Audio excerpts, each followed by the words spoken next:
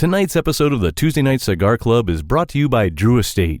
Come experience the rebirth of cigars at www.drewestate.com and download the free Drew Diplomat smartphone app today to discover nearby retailers, RSVP to special events, redeem points to win exclusive Drew Estate merchandise, and much, much more.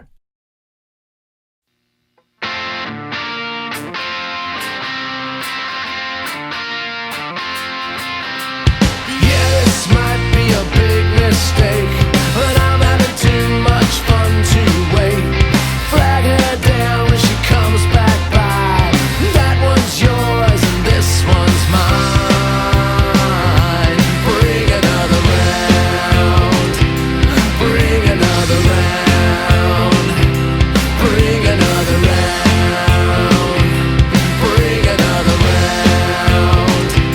Bring another round. Bring another round. Bring another round. Bring another round. Bring another round. Bring another round.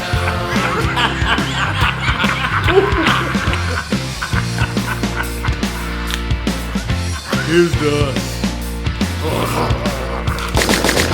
suckers. Good evening, brothers and sisters of the Leaf. Coming to you live once again from, well, all over the fucking place. It's the Tuesday Night Cigar Club. Tonight the boys congregate via live video. Thanks, coronavirus, you giant asshole. To continue their 6th annual March to Halloween horrific drinking spooktacular extravaganza. Or some crazy shit like that. Anywho, our favorite crew of scary drunks will be discussing the 1992 horror sequel, Children of the Corn 2, The Final Sacrifice, while smoking the Between the Lines cigar from Arturo Fuente, paired with a terrifying amount of tasty craft beverages. It sounds like he who drinks all the beers will be very pleased with this episode, folks. So sit back, light 'em up, and enjoy the show. Oh, that's good. Welcome everyone out there on iTunes or YouTube or the YouTunes or the iTube, however the hell you choose to join us every other Tuesday. Speaking YouTunes, of YouTunes, I think that's what the kids are watching. YouTunes. I'm an iTuber myself. And speaking of YouTube, one of the many downsides, many downsides, we don't need to get into all of them, of the pandemic this year is that, well, we were quarantined at home for 6+ months. Me and the girls. My oldest daughter grew an affinity for watching YouTube videos, specifically gamer channels. After her chores were done, she wasn't just sitting around watching these all day. I want to make sure I'm a good parent. Yeah. But she'd get a little time. She got hooked on these gaming channels where basically these online personalities demonstrate to their millions and millions of viewers. Seriously, these goobers have almost as much reach on YouTube as the Tuesday Night Cigar Club, and that's impressive. Millions of people watch these goobers where they show folks how to play video games. They give insider tips, but it's all while you watch them just play video games. Yeah. Like the screen is their video game screen and you just listen to their voice. It's the damnedest thing. I don't know. I know I sound like an old fucker right now, bitching about these young whippersnappers and their iTubes and their YouTunes. But one of these mouth-breathing corn cobs that she watches regularly, again, when her chores are done, I can't remember the guy's name, but he calls everybody, like as he's gaming, Buster. Like, get over here, you Buster. Hey, Buster. Sounds cool. And so she started calling us all Buster. Like, hey, Buster, can I get a glass of milk? No. Thanks, Buster. And so while we were quarantined, it was just a natural thing. I started talking that way too because this little person that lives with me was talking that way. It just became a thing, and everyone in the house started calling each other Buster. So now that we're going out a little bit, I'm still not eating out in restaurants or anything, but I'll go occasionally to the grocery store or, grab some food or whatever.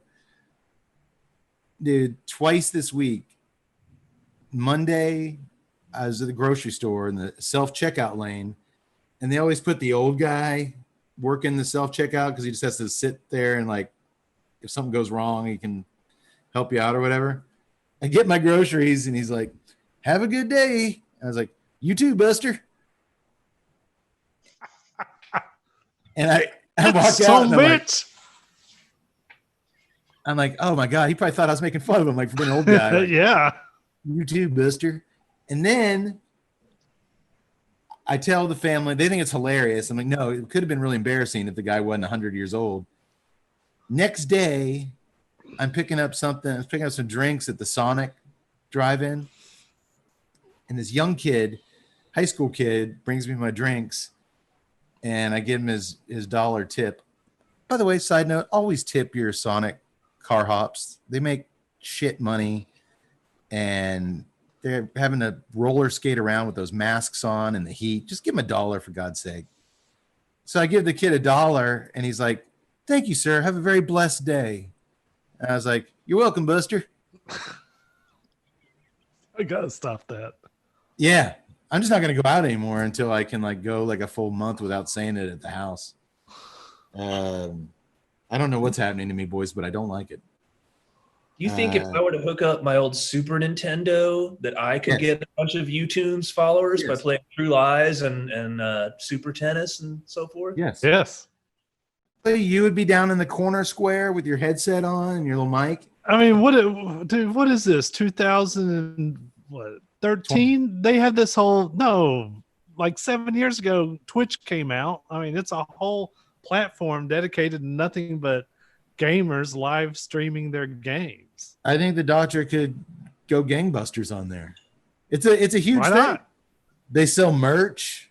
The guy's got Buster shirts. Dude, you get subscriptions. I mean, people actually subscribe to watch these people. You get donations like right there in live. You get the little ding ding, and they're like, "Hey, thanks, Buster." I mean, yeah. If you donate money, they'll play with you in an online game and like give you a shout out. Yeah, it's like a crazy, insane, demented world that. It's not demented. I like it, and I'm part of that world. Well, unlike Tud, I basically hate YouTube now, which sucks because that's how we've reached almost 2 million people watching the Tuesday Night Cigar Club on that particular platform. So what the hell am I going to do? I don't know, Buster. No, Buster. Welcome, Busters. Enough of that Buster talk. Welcome, Busters, to the Tuesday Night Cigar Club, episode 124. One more. We're done. Oh, it's the magic number. We are done. I think we should do another 125. We deserve it. They tried to take 120. I think they tried to take the Singleman episode away from us. Yeah, it's gone. All right, we'll do a couple. We'll do at least 100 more. How's that? I can commit to 100 more. Tonight we continue our infamous 6th annual March to Halloween horrific drinking spooktacular extravaganza. Or some shit like that, where we treat you to a terror-filled smorgasbord of carefully selected horror films to lead you right up until the big day itself, October 31st. Y'all ready to get your spookies on? Oh, heck yeah. My favorite time of year. Weather starts getting a little bit better, and it's just nice. Is this we have to enjoy it. We're going to have our 2 weeks of fall here. Yes, in Central Texas, we get exactly 10 days of fall, and it's just glorious. Is this unanimous? Is this all of our favorite times of year? It is. Is that? I even like it better than March. March is usually my favorite, but man, I love this time better. Weather-wise in Texas, anywhere where we are, I tend to like February and March better. I like the colder weather better. You hear the sound of those marching bands starting to kick their drums up. You hear the sound of the football crowd starting to get in. Baseball is entering its championships. I mean, the weather is dropping. Oktoberfest, come on! And then you get the spookies and you get the fun October. Oh, it's beautiful. I like it. Time. Doctor, you on board with all this? These are all wonderful things. If I wasn't suffering from a crippling pandemic depression, these would all be fantastic things. We're going to pull you out of it tonight, Doc. Did you take those meds that I prescribed you? Not the ones that you prescribed me, but I have taken some medication. Okay. I really shouldn't talk about it for legal purposes. Okay. Understood. Take my hand, Doc. Take my hand. We're going to pull you out of this. We're going to drag you out of this. You're going to be so happy by the end of the night, and you're going to have so much beer flowing, like joy going through you. Oh, it's going to be great. If only you didn't start sounding like Jimmy Swaggart, I was really believing. I was going to reach into the darkness and take your hand. Well, boys, Doctor, you are going to be in a much better mood 2.5 hours from now. Tut, you're going to be in a much better mood 2.5 hours from now. Yak Boy's always in a good mood, so he's got nothing to complain about. Yak Boy, what the hell is going on at O'Brien's Irish Pub in downtown historic Temple, Texas, where this all started? The Tuesday Night Cigar Club was born there. Our heart and soul lives in those brick walls behind you. What do you guys got going on in October? Well, we are starting, with the entire month of October. Of course, we had our official grand opening on Halloween, and we wanted to pick, hey, so that was kind of our, one of my, pretty much my favorite holiday. Yeah. So we were like, for this month, we're going to be celebrating our 13th anniversary. Nice. So we're just going to be letting the food and drink flow freely. Freely? No, not that free. Oh. But we finally substitutions. Look, it's Kane tomorrow. What's up, Busters? Listen, get out of here. There's all kinds of crazy talk going on right now. No, we're doing specials all month leading up to Halloween, which, of course, this Halloween is, if everyone has been paying attention, we've got a thing. Halloween comes on a Saturday this year. So party time on the weekend, as well as a full moon on Halloween. Oh, that should be interesting. Yeah, so unfortunately, we will most likely get just a ton of crazy people coming out. But hey, I was going to say that should be interesting if you own a bar. I'll be safely in my living room. Because I get the feeling, oh, man, that's a great costume. What costume? All right, moving on. Oh, cool. You dressed as an escaped mental patient. What? Oh. Everyone get your ass down there in the month of October. The food has never been better. The tap wall's looking great. And there's no better place in Central Texas. And I'll also give a little shout out if you're a little bit south of Temple on the I-35 pipeline, stop in at the Bon Air in Austin, Texas. Our beloved fifth member, Fritz Beer, has his bar, the Bon Air and restaurant, opened about 2 months ago, maybe. Yeah, I think so. Yeah, maybe a little bit more, but their food selection looks amazing at amazingly reasonable costs. They got a ton of just St. Louis beers. It's all Fritz is a St. Louis boy, so it's all St. Louis themed. They always got the Cardinals game on, but weekends they got all the college and pro games on. Get your those Yak Boy, those shish kebabs look amazing. Oh, man, I keep seeing them post pictures of it, and I'm literally just salivating every time because it's just like a pile of meat. It's like $5, like in these giant half-pound burgers for $4, basket of fries. You can't go wrong. Plus, you might get to see Fritz Beer and tell him you're a fan of the Tuesday Night Cigar Club podcast, and that will get you nothing for free, but possibly some scorn. You will have immediately made a friend in Fritz. And Doctor, I think it's safe to say Fritz is a very good friend to have. Amen to that. We haven't made a lot of new friends over our adult lives, but Fritz is one of them. Amen. Yes, sir. Hey, Tut's one of them too. Yeah. Saddest day of my life. We've made 2 friends. We have made 2 friends since high school. How about that? Awesome. Well, That's called a friend streak. Ladies and ghouls, busters and bustettes, we do 3 things here every episode. In case you're new to the show, we pair a film, which we will talk our way through and dig in like no one else does, and telling you the story in our own unique, special way. And we pair that film with a premium cigar, cleverly, and hopefully tie it in somehow to a craft beer or liquor or whatever the hell we can get our hands on these days. Doctor's been cooking up some stuff in his bathtub. I know it's not quite ready yet, but you tell us when it is, and we'll make the big A on the bathtub A. Oh, sorry. We can edit that out in post. You'll be fine. So let's, because we kind of a little cigar tonight, and I know Todd will probably smoke it in about 15 minutes. I've been salivating for this. Why don't we first, I'm very excited about tonight's cigar, but first, why don't we let Yak Boy, since he's our resident beer expert, introduce what everyone is drinking. And throughout the night, we will criticize it or praise it. And at the end of the show, you can take that as gospel. If we didn't like it, it sucks. If we loved it, you better go out and buy it up, because it's going to be flying off the shelves when people see this on the YouTunes. I'm telling you, when it comes to beer, I've never heard a time when we're wrong. No, ever. But I don't remember what we drank last week, so take that for what it is. Yak Boy, last week? Yak Boy, you know what? I'm going to cheer up the doctor from the get-go. Let's hit up the doctor first. You're my number 1 guy tonight, Doc. What is the doctor drinking? Beer. Moving on. What is All right. No, the good doctor is drinking the Hefeweizen from Martin House Brewing. You did them last week, Yaks. You did Martin House last week. Yes. And they are a spectacular brewery. They're up in the DFW area. I don't think I've ever had them.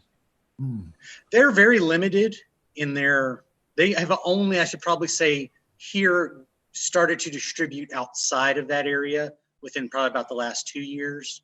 Okay. And it's been kind of limited because they're very popular. Their beers are really good. I highly recommend. They have a line of sour beers, and all of them that I've had thus far are really great. But he's having the Hefeweizen by Martin House. It is 5.2% ABV, and of course, being Hefeweizen, it's only got about 10 IBUs. But the Hefeweizen is a German style, the Weiss beer, wheat beer. Is usually gets that style because it's 50% malted wheat is used in the brew, and then of course it gets a lot of the tasting notes come from the yeast, giving the type of yeast they use, which ends up giving it sort of a banana and or clove flavor in the aromas and taste. So yeah, Doctor, hold the can up one more time. The can has a very European kind of artwork and look to it. I dig the can. I like yes, I do. Oh, it's got a big European guy. He actually looks like a farmer. He does, and that was kind of my tie-in. Was it's a blue skies, and there's a big crow right there, and they're in some kind of wheat field. There's it could be a cornfield. It's actually a very artistic can. It is. Yeah, it's beautiful. It's been a long time since I've had a Hefeweizen. You can definitely pick up that. Obviously, you're going to taste wheat, or it's not a Hefeweizen, but you pick up what Yax was saying about you definitely get like a banana taste, which is not unpleasant. So I'll have to see. Right now, it goes down very easy. I think I'm used to having IPAs and or what we here refer to as malted liquors. So this is kind of a very smooth going light beer, but has it's not a light beer, obviously, but it has a nice taste to it so far. Very Okay. very smooth and. Well, I give it points just for that artwork because I have noticed a general trend in craft beer lately where a lot of the labeling looks similar and similar fonts and similar kind of just designs without any real signature artwork. Like that's a beautiful presentation. I really dig that can. Okay. Yeah, that's what stuck out for me, and that could be an ear of corn there on the. I think it is. I think I saw a little ear of corn. You know what a little ear of corn calls its father? Popcorn. Yaks, what is Tut drinking tonight? Give me a minute. I gotta get past that joke. Sorry, I'm not doing a bunch of corny. Oh, jokes. come on! You just did another one. I just did another one. Sorry. Cover your ears. God damn it! The good Tut is drinking. Hey, shucks. Get it? Shucks. Shucking. I've got to go take a break for an hour or two. Forever.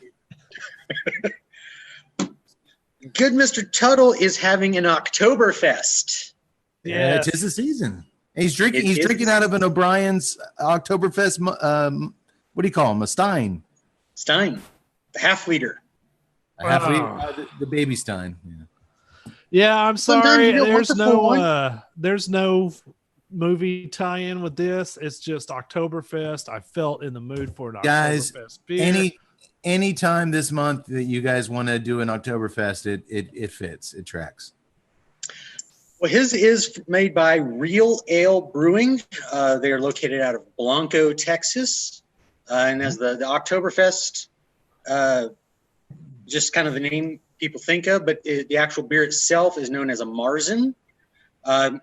They originally, a German style, originated in Germany, and from that German style, Marzen meaning March. Originally, it was a springtime beer that they would make to signal the new year of growing. But over time, it became a fest-style beer, and of course, it became very popular for Oktoberfest, the celebration. Yes. Yes. Is this the beer that they store underground, or isn't the Marzen the one that like gets stored, or like in the beginning? Well, I mean, a lot of beers are kept. When the old style is, you would brew the beer, you'd put it in cask. It lasts longer. For refrigeration, back in the day, you didn't have it, so you would bury it or you put it in a cellar where it would be cooler, even during summertime. I think I'm getting mixed up. There was a beer a style of beer we talked about years ago where they actually buried the beer, like they dug a hole and like buried it under the soil.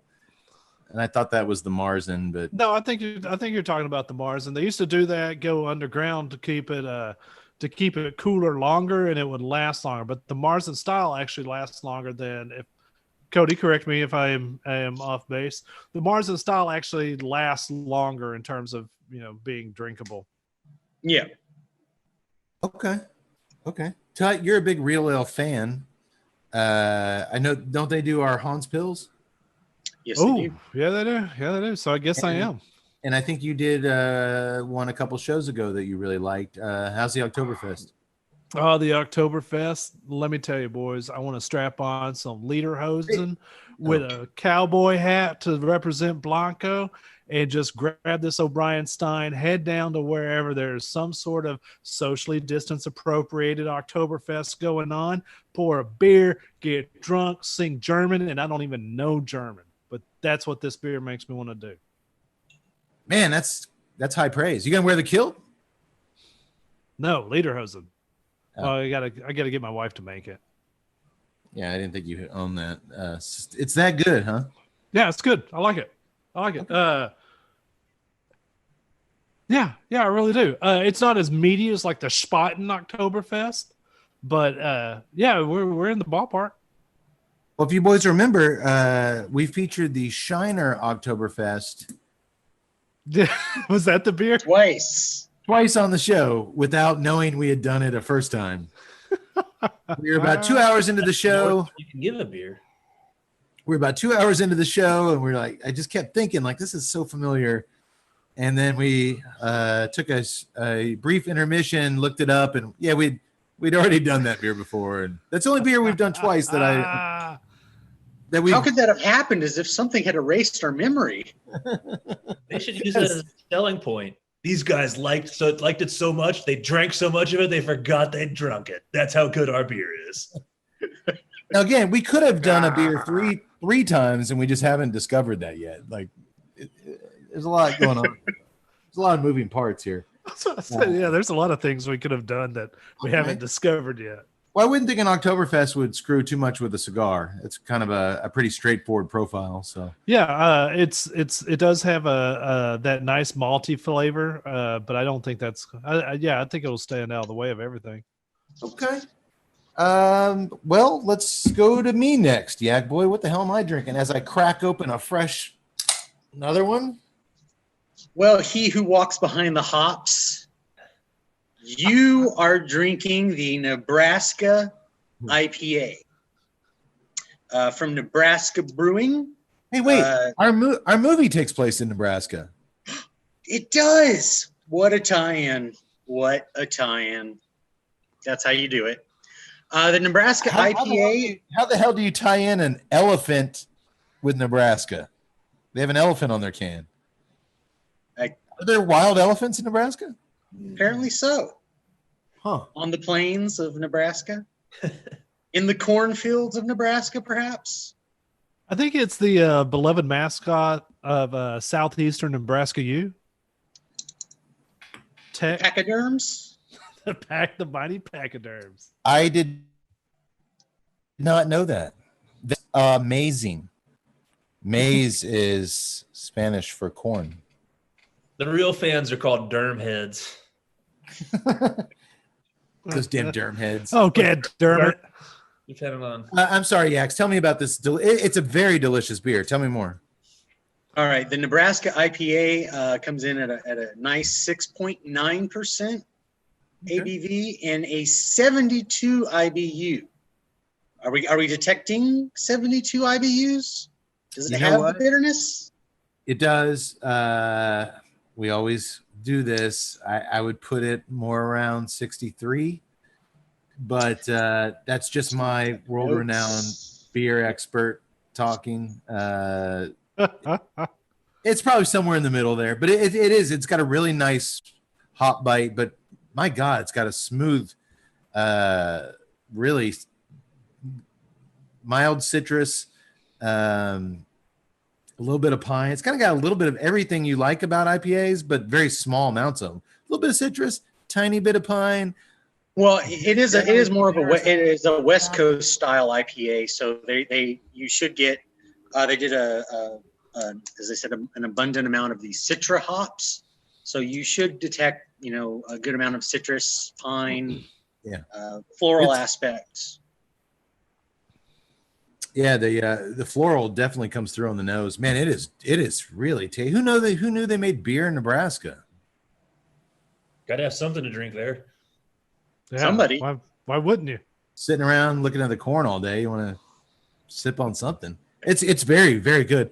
But even despite those high hops, like I said, the citrus, the pine, everything is so balanced and kind of real crisp on the front end, and then they just kind of settle in. I'm not worried about this with the cigar either. I think it's going to work out well. Man, it's a good beer, Yax. You'd really like this beer. I'm thinking about getting it. What are you drinking?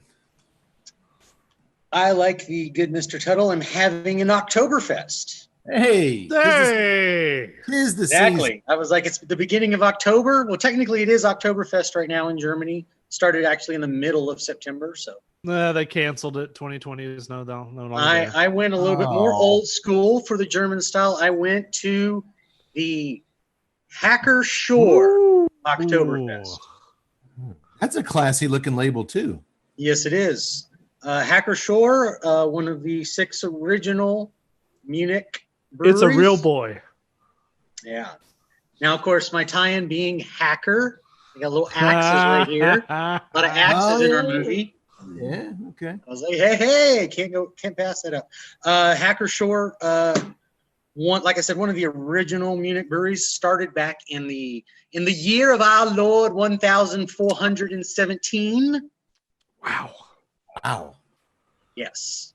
Between the named after family, the Teresa Hacker and Joseph Shore. The two were married and they combined it, and that was the name of the brewery. The Hacker Shore Oktoberfest is 5.8% ABV and right about 20 IBUs. It's very low, but like I said, and it is located in Munich, in Bavaria, in Germany, and like I said, they, we really don't we can't really compete. We can this beer was started back in 2010, or maybe we can go back to something like it was 1900, but it's hard to compete when someone goes 1417. Yeah. We've been brewing longer than your country's been in existence. Yeah. Twice as long. You're killing all the infidels in the Crusades when you want to sit down with a nice cold beer. The Hacker Shore Brewery is the only one to take the blood off your blade. It's Hacker Shore time. Oh, And as their tagline for them, they are known as the heaven of the Bavarians. oh. So far so good. It is a wonderful style. I am enjoying it. It is. If I think of Oktoberfest, if I think of the Marzen style, the German beers are. They invented the style, so they're damn good at it. Malty? Very. The Marzen style really has a real sort of bready aroma taste to it, just from the style of the malts used to make it. But I'm enjoying it. Plus, like I said, I couldn't pass up the fact that I kept looking for something Devil Wise or Corn, and I couldn't find it. But then I was like, Hacker. They hacked everybody to death in this movie. These little fuckers love hacking people to pieces. Okay. And for the longest time, it took me forever because I was like, man, I could have sworn there was an axe in this movie. And of course, it does come in. And I was like, oh, there it is. There's that axe. This works out. Well, I told the doctor if he didn't find a beer, he could just buy some corn whiskey. He'd be fine. Oh, well, was that an option? Because we normally just do beer. These days, man, anything's an option. You do what feels right. Oh, I will. What's going on in that bathtub? Well, boys, we have a very special cigar tonight to kick off our second episode in the March to Halloween horrific drinking spooktacular extravaganza or some shit like that. What could it be? It is the Between the Lines by Arturo Fuente. Much like Behind the Rose, Between the Lines. He Who Walks Behind the Rose plays a big part in our movie tonight, so I went with the He Who Walks Between the Lines cigar. Have we ever done a Fuente? No. All right. We have done a J.C. Newman Black Diamond that was done at the Fuente factory. Mm-hmm. We are hopefully going to do, fingers crossed, Daniel Marshall's 38th anniversary cigar, which is made in conjunction with Arturo Fuente later this year. Really hoping that works out. But no, we have not done a straight up Arturo Fuente, which when we first met Tut out on that smoking deck in O'Brien's Irish Pub many years ago, that was his go-to cigar, was the Fuente. That was my favorite back then. Back before you introduced me to the wonderful world of Nicaraguan cigars, the Fuente was my thing.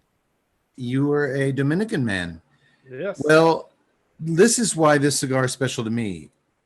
When I first got really immersed in the world of premium cigars, I saw pictures of this unique, beautiful, and I had smoked a lot of the Hemingway short story, which is the same figurado shape, but I saw pictures of this online and I was like, I have to smoke that cigar. I'd smoked the CAO America Barber Pole. and I really loved it. But this was like my holy grail, my white whale, and you just don't see these things. You're not going to walk into your local brick and mortar and find these. You're not going to go. I don't think I've ever seen it in the wild. You are not going to go out in the wild unless you go into an Arturo Fuente cigar lounge, like in Vegas or at Caesars. You don't see these things, and they just kind of, like a lot of the rare opuses that Fuente does, they just kind of leak out every once in a while. And this was literally the first cigar 10 years ago that I wanted and I could never find. And about 2 years ago, I think, a collector with a rather large cigar collection was selling it off. He had some health problems and was selling, sadly, having to sell off all his prize cigars. And when I scrolled through there and looked and I saw these little suckers, I scooped them up, and it's almost bringing a tear to my eye that I'm holding this in my hand, because I've wanted to smoke the cigar for a decade, and we are officially getting to light up, which can only lead to disappointment. There's no way the cigar can possibly see. I take the other tact. I think about the guy that you bought it from, the guy that cherished these so much that he wanted to hold on to them until his health failed him and he had no other choice but to let them go. And then you picked them up, and here we are, and you're revering this thing so much. I think that he'd be proud of that. I think maybe he would. I will send him a link to this episode. If you look at the cello that you guys pulled off the cigar, the cellophane, it had a little, he dated all his cigars when he bought them. If you look on there, there's a little sticker. He first purchased these in 2009. So the cigar we're smoking tonight is 11 years old. Oh, wow. Nice. I wish you would have told me that before I threw the thing away. Yeah, well, just take my word for it. It's these were from 2009, and they don't get released every year apparently. Fuente's really mysterious with their limited editions, so they just come out when they come out, and people gobble them up. We'll talk MSRP later, but it's kind of irrelevant because there is an MSRP-ish when they come out, but you're always going to end up paying above that from collectors to get your hands on them. But it's already a very special cigar to me. So you're right, Tud. I'm actually just really amped up to try this little guy. Let me tell you a little something about it. It is a 4.5 because it's Figurado, it measures 45 and 54. 54 at the bulbous head, much like the doctor, and then 45 lower. I'm sorry. I won't mention your bulbous head again. And then the wrapper is a U.S. Connecticut broadleaf. No, I was talking about your wiener. Oh. It's a U.S. Connecticut broadleaf wrapper mixed in the barber pole style with the legendary African Cameroon. Binder Dominican, filler Dominican. And as I said, we will talk the vague-ish price point later on in the show. From our friends over at Famous Smoke Shop, we learned this about tonight's super rare cigar. Easily among the most coveted Hemingways, Between the Lines combines Hemingway's signature blend of vintage, mild Dominican tobaccos inside a barber pole wrapper of African Cameroon and U.S. Connecticut broadleaf. The cigar offers a wealth of complexity in a truly classic light-bodied cigar, which I think we all have good beers to go along with that. But that's what Famous Smoke Shop says. As world-renowned internet cigar experts, I think we'll be the judge of what this cigar is. Question? Mm-hmm. You mentioned the type of cigar being a Hemingway, and you'd also mentioned the short story. So I know I loved the short story. Obviously the name was correct. Those little ones. So what makes it a Hemingway? Are those just kind of the smaller? No, there's a whole series of Fuente cigars called the Hemingway series. There's a short story. There's I just smoked so much of those short stories. There's like 4 different sizes, but they're all kind of book themed in nature. Okay. I then in my past days, I've had many of those Hemingways, but really smoked a shit at the short story also. Yeah, me too. Especially when I was early on smoker, I just really loved that short story. And I still do occasionally. I don't smoke a lot of them. Boy, the cold draw is really, it's kind of got a harsh. That, my friends, that you are sensing is called valve oil. Valve oil? Yes. In the band terms, you've got your trumpets and your tubas and your baritones, and they press those little valves in there. And that's just metal sliding with metal. So what you do is you take out that key and you put some valve oil all across it, slide it back in, and it lubes it all up. That harshness that you're smelling or the tasting is that same valve oil type taste. This thing has a mineral, but it's not like Nicaraguan earthy mineral. This is a metallic mineral. This is it was metallic in nature. Yeah, it's kind of a harsh metallic cold draw. Yeah. And dude, I'm enjoying the fudge out of that first light. It's good. Oh man, it's good.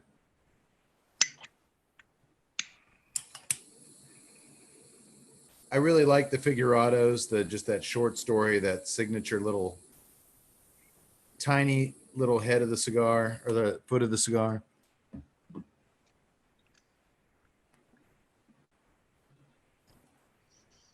Oh man, some really nice light coffee. A little bit of I really wish we hadn't done a show. Well, there's two things that I wish. One, we weren't doing the show, so you could just concentrate on the cigar. That we weren't doing this in front of the doctor who doesn't have one of these, and we're going to be like, doctor, he will have one once everything goes back to normal in 5 years. Okay, doctor. I'm pleased with the fact that nothing's ever going back to normal. Tut, enjoy away, sir. Enjoy, doctor. Away. When you do get this, find you a nice quiet spot and just unplug and enjoy.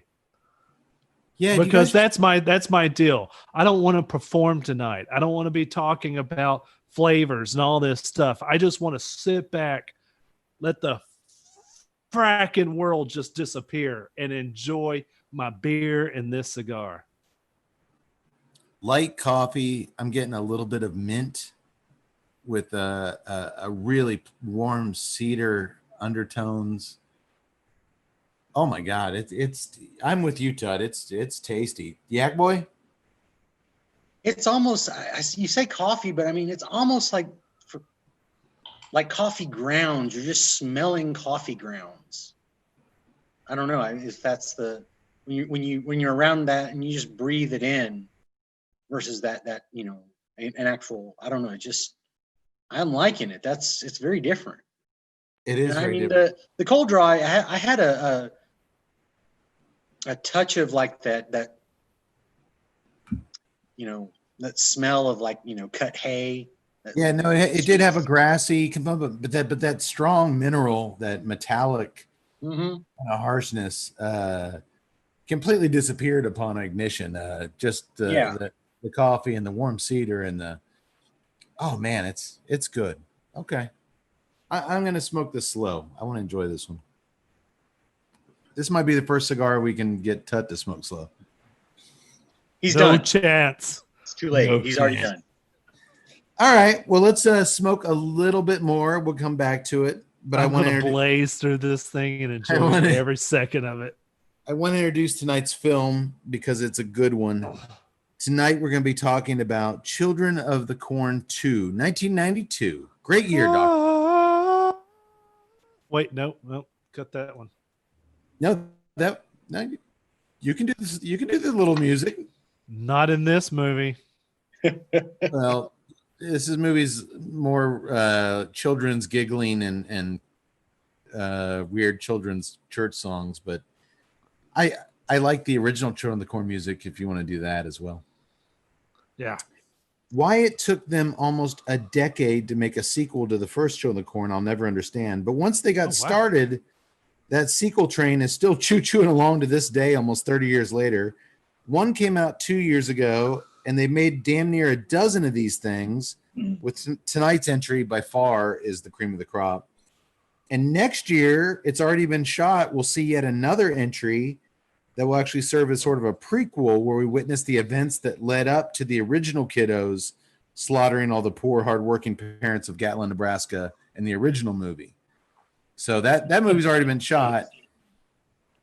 This whole franchise is just goes on and on and on. I've only seen 3 or 4 of them. Same with The Doctor. As much as we love horror movies, the sequels just never came close to these first 2.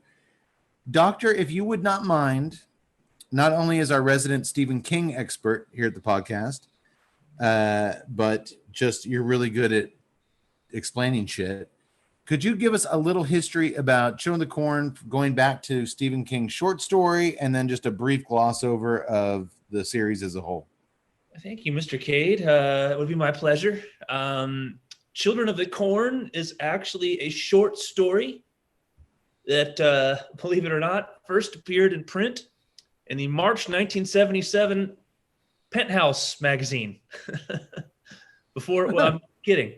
What issue was this? It couldn't have I been was that about to long say, ago. I was hoping that you were true, that it was You true. say you are kidding? I said I'm not kidding. Oh, I'm telling the that's truth. awesome. Stephen King printed some of his short stories in Penthouse in the 70s. And if you can find a copy of the March of 77 issue, that is supposedly when Children of the Corn was first printed. March of 77. Wait, let me get my pen first. I got to write that down. Wait, go on. 77. It was not his only story to be printed in Penthouse. I always thought it was that anthology or something. Well, okay, that's cool. It appeared as a short story, and then he collected his one of his earliest collections, I believe his earliest collection of short stories, printed not long after that in 78 or 79, the wonderful, outstanding collection of short stories called Night Shift. Night Shift. That's where I remember it. Doctor, you agree with his best collection of short stories? Man, from top to bottom, I think there's just because Skeleton Crew's really good. But as far as bulk, more quantity wise, Night Shifts has like a gazillion great short stories, whereas The Mist took up like a quarter of Skeleton Crew. Yeah, these are all 25. I reread it earlier. It's a 30-page short story. You've got the 2 really good ones from Cat's Eye, The Ledge and Quitters Inc. are in there. Quitters Inc. Man, just so many. Yeah, it wasn't Cade's right. It was one of the thinner volumes of his short stories. But yeah, so it first appeared in Penthouse magazine, then it appeared as part of the Night Shift collection. Very, very creepy short story. I mean, even I think almost scarier than I remember being frightened by the original movie as a kid. And I remember, well, until I saw Can't Buy Me Love, thinking that Malachi was one of the scariest people ever. He was. He was. It shows the talent of Courtney Gaines, that he could play Malachi and then play Kenneth the nerd man or whatever his name was in Can't Buy Me Love. Yeah. Just a few years apart. So I was terrified by the movie, but the book is really scary because it's a short story. So it has the 2 characters of Bert and Vicky driving into town. They're really at each other's throat. Like their relationship's on the rocks. They're really arguing with one another. And so you don't see the exposition from the movie where the townspeople get killed at the beginning by the kids. They go into town. They just like in the first movie. I'm going on too long, but a kid runs out in the road and they hit him with the car. They take him into town, and like the character of Bert finds his book showing all these people's dates, like born 1945, died 1964. Everybody was 19. He kind of just theorizes what happened, and the children kind of come after them. And there's a character named Malachi, but with no real resonance. And the lead preacher is Isaac, but is supposed to be 9 years old. So it's obviously a very truncated story, but King's work, it started with Carrie, where they just started making popular movies, and Hollywood always being unoriginal would, in the 70s, you got The Godfather was a book. Jaws was a book. So all of a sudden, someone looked at Carrie and thought, hey, this unknown guy just wrote this. We think this will make a good movie. And then all of a sudden, then you've got The Shining, Salem's Lot, Cujo, Firestarter. They're all cracking out. So I think it was just like, what can we? This guy's written these short stories. What can we take and buy as a film property? So I think that's where the original movie came from. So as Cade pointed out, that's when Children of the Corn first started, and we got the original movie in '84, and then '92. I think the theatrical release was early '93. You have the sequel, Children of the Corn 2: The Final Sacrifice, which really is the only one that has some real continuity to it. It's obvious that when you watch the movie, it's supposed to take place. The movie we watched while being filmed in '92 was supposed to take place probably a week or so after the events of the first film. Yeah. But it's got, and you've got the sheriff, Cade will get into this. He mentions Isaac at the beginning. There's continuity there. Afterwards, a term that came, a term near and dear to our hearts, direct to video. Well, you've got Children of the Corn 3, Urban Harvest. I vaguely remember that, and where like two kids go live with people in Chicago. Then there was like The Gathering Storm, and they just on and on. Very little continuity, whether it's people stumbling into a town near Gatlin or wherever. A lot of weird kind of stuff that's unexplainable. I got real excited about 1999 or so. They had Children of the Corn 666, which was Isaac's return. Oh, they brought Isaac back with Stacy Keach. Stacy Keach in that. They had John Franklin reprising his role as Isaac.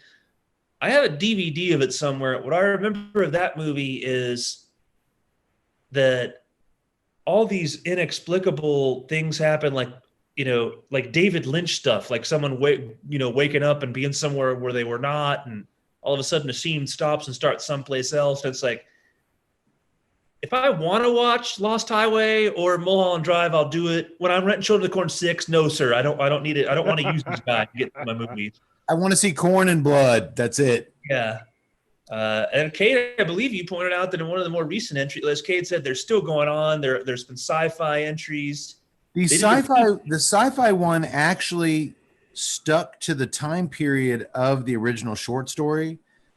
The couple, the driver met, and they, unlike the original Children of the Corn movie with Bert and Vicky, Peter Horton, and Linda Hamilton of Terminator fame, where they're getting along fine in that original Children of the Corn movie. There's no kind of marital strife that grows and erupts during the movie. The sci-fi original version that came out, I don't know, maybe about 10 years ago. 10 years ago now, was really good. I liked it. The husband and wife were just going at each other. It was believable.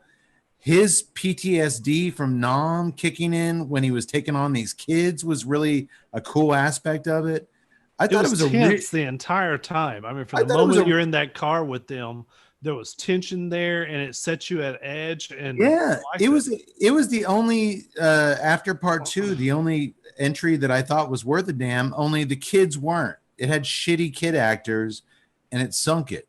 And it's like, man, if you had a good Malachi and Isaac in this thing, this would have been.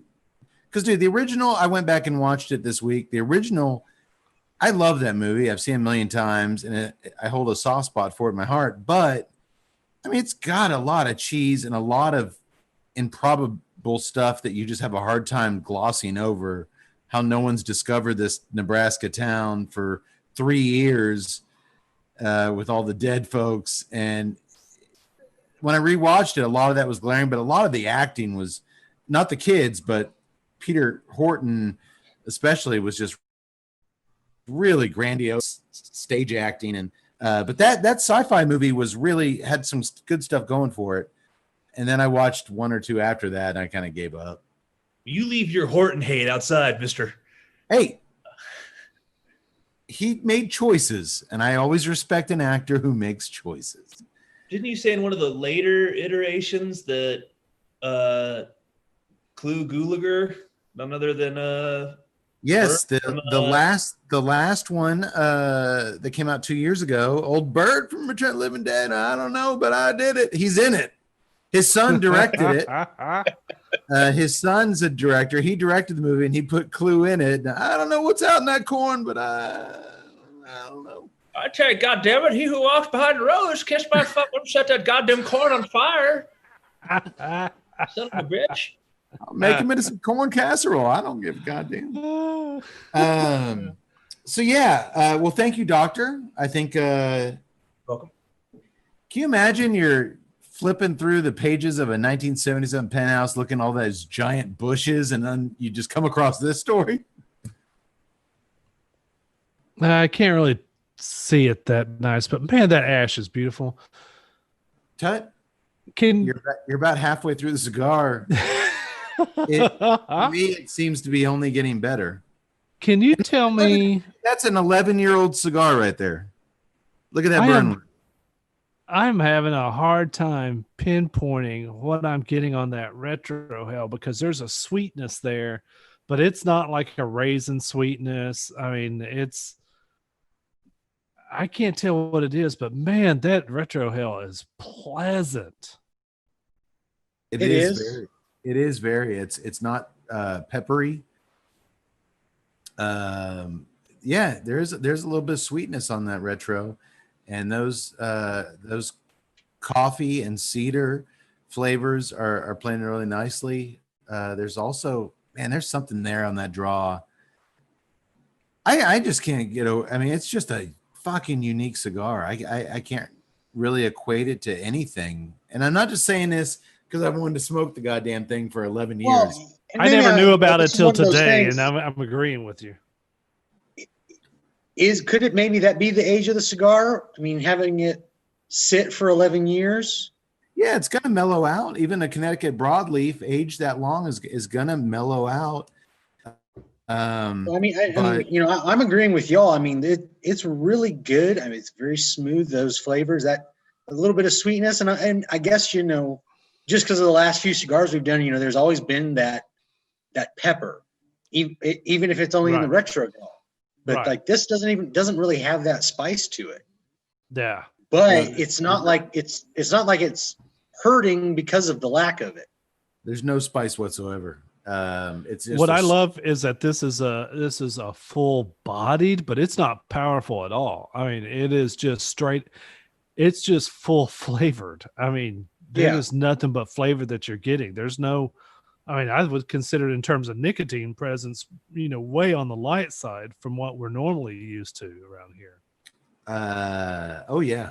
No, it's a mild cigar, a flavorful mild cigar. So I will come back to it soon.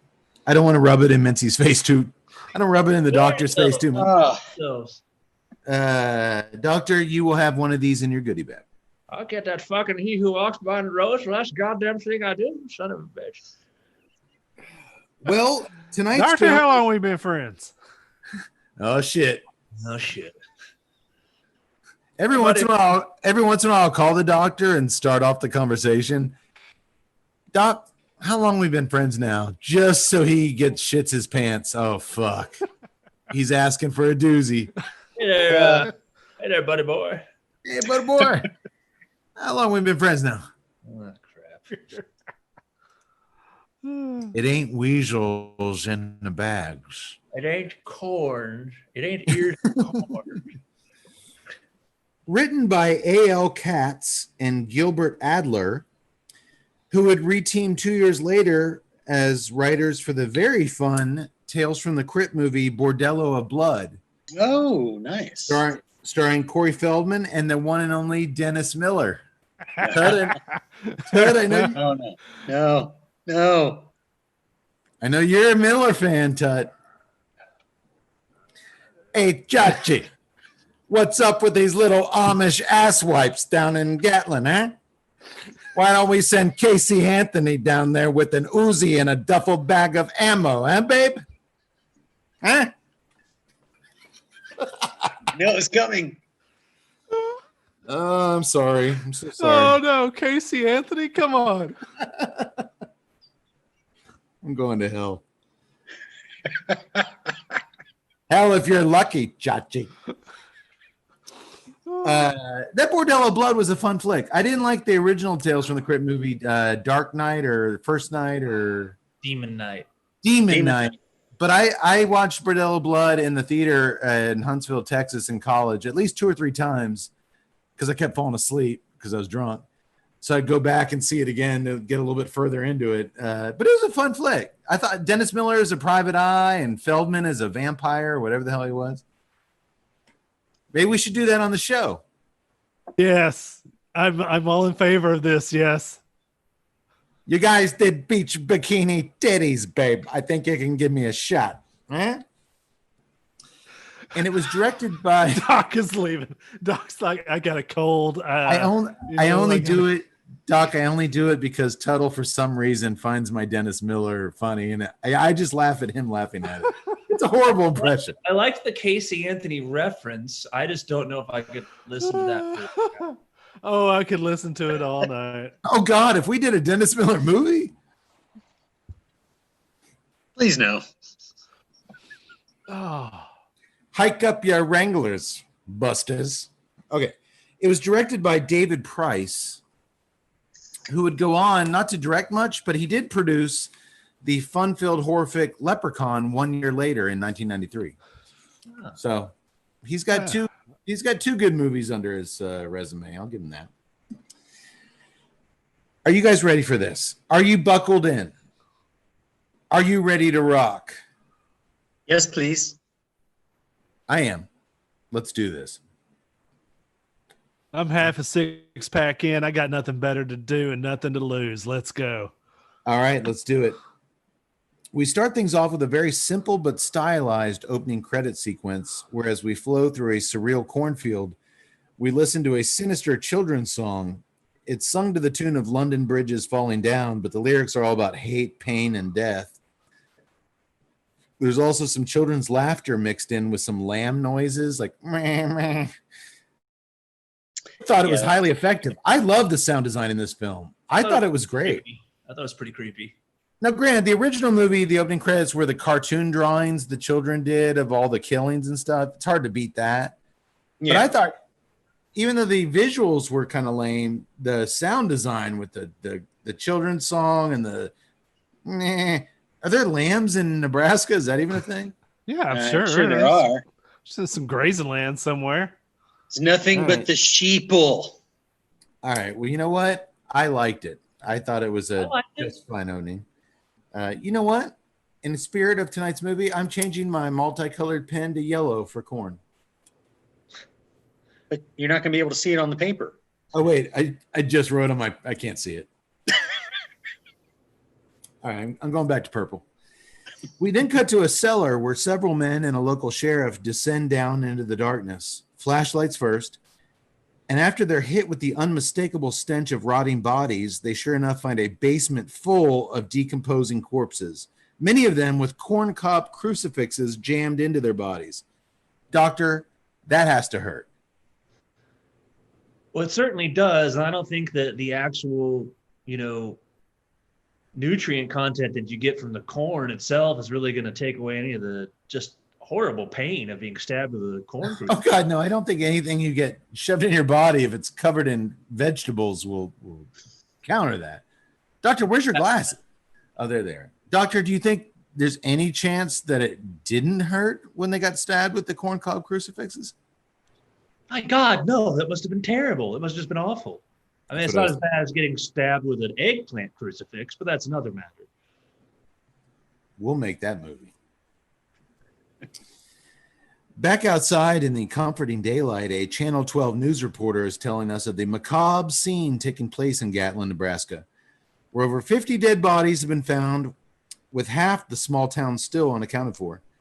The kids have seemingly massacred every adult in Gatlin, and Sheriff Blaine tells the reporter that the younger children came under the influence of some teenage cult members led by Isaac Kroner. And he received this info from a married couple that was passing through on vacation. That'd be Bert and Vicky from the original film, Linda Hamilton and Peter Horton. The film version. So yes, the sequel takes place right after that. And yes, it seems that like after all Bert and Vicky went through in that first thing. They just told the sheriff, hey, here's what happened, and they got the hell out of there. Case By solved. the way, there's a house over there just full of dead bodies. Gotta go. Hey, they said it was these kids. They're dead. All right, everything's. And the sheriff's like, okay, y'all are free to go. Get out of here.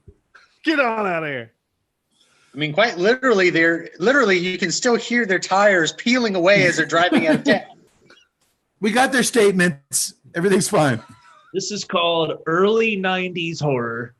It's done to a T. Like, we're going to try and tie this in for the fans, but let's not really waste any time doing it. I'm actually cool with this tie-in and this wrap-in. I mean, it was right in, it sunk right in, and I was just kind of like, all right, I'm buying it. I liked him referencing Bert and Vicky, but I mean, you know, it might as well have been Bert and Ernie, Chachi. This guy doesn't give a shit. Another report. I just did it to see you laugh. Another reporter is trying to get some sound.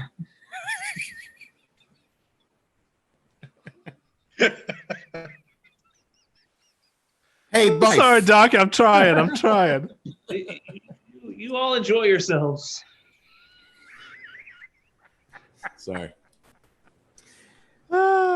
Another reporter is trying to get some sound bites from the children who are all lined up to be bussed out of Gatlin.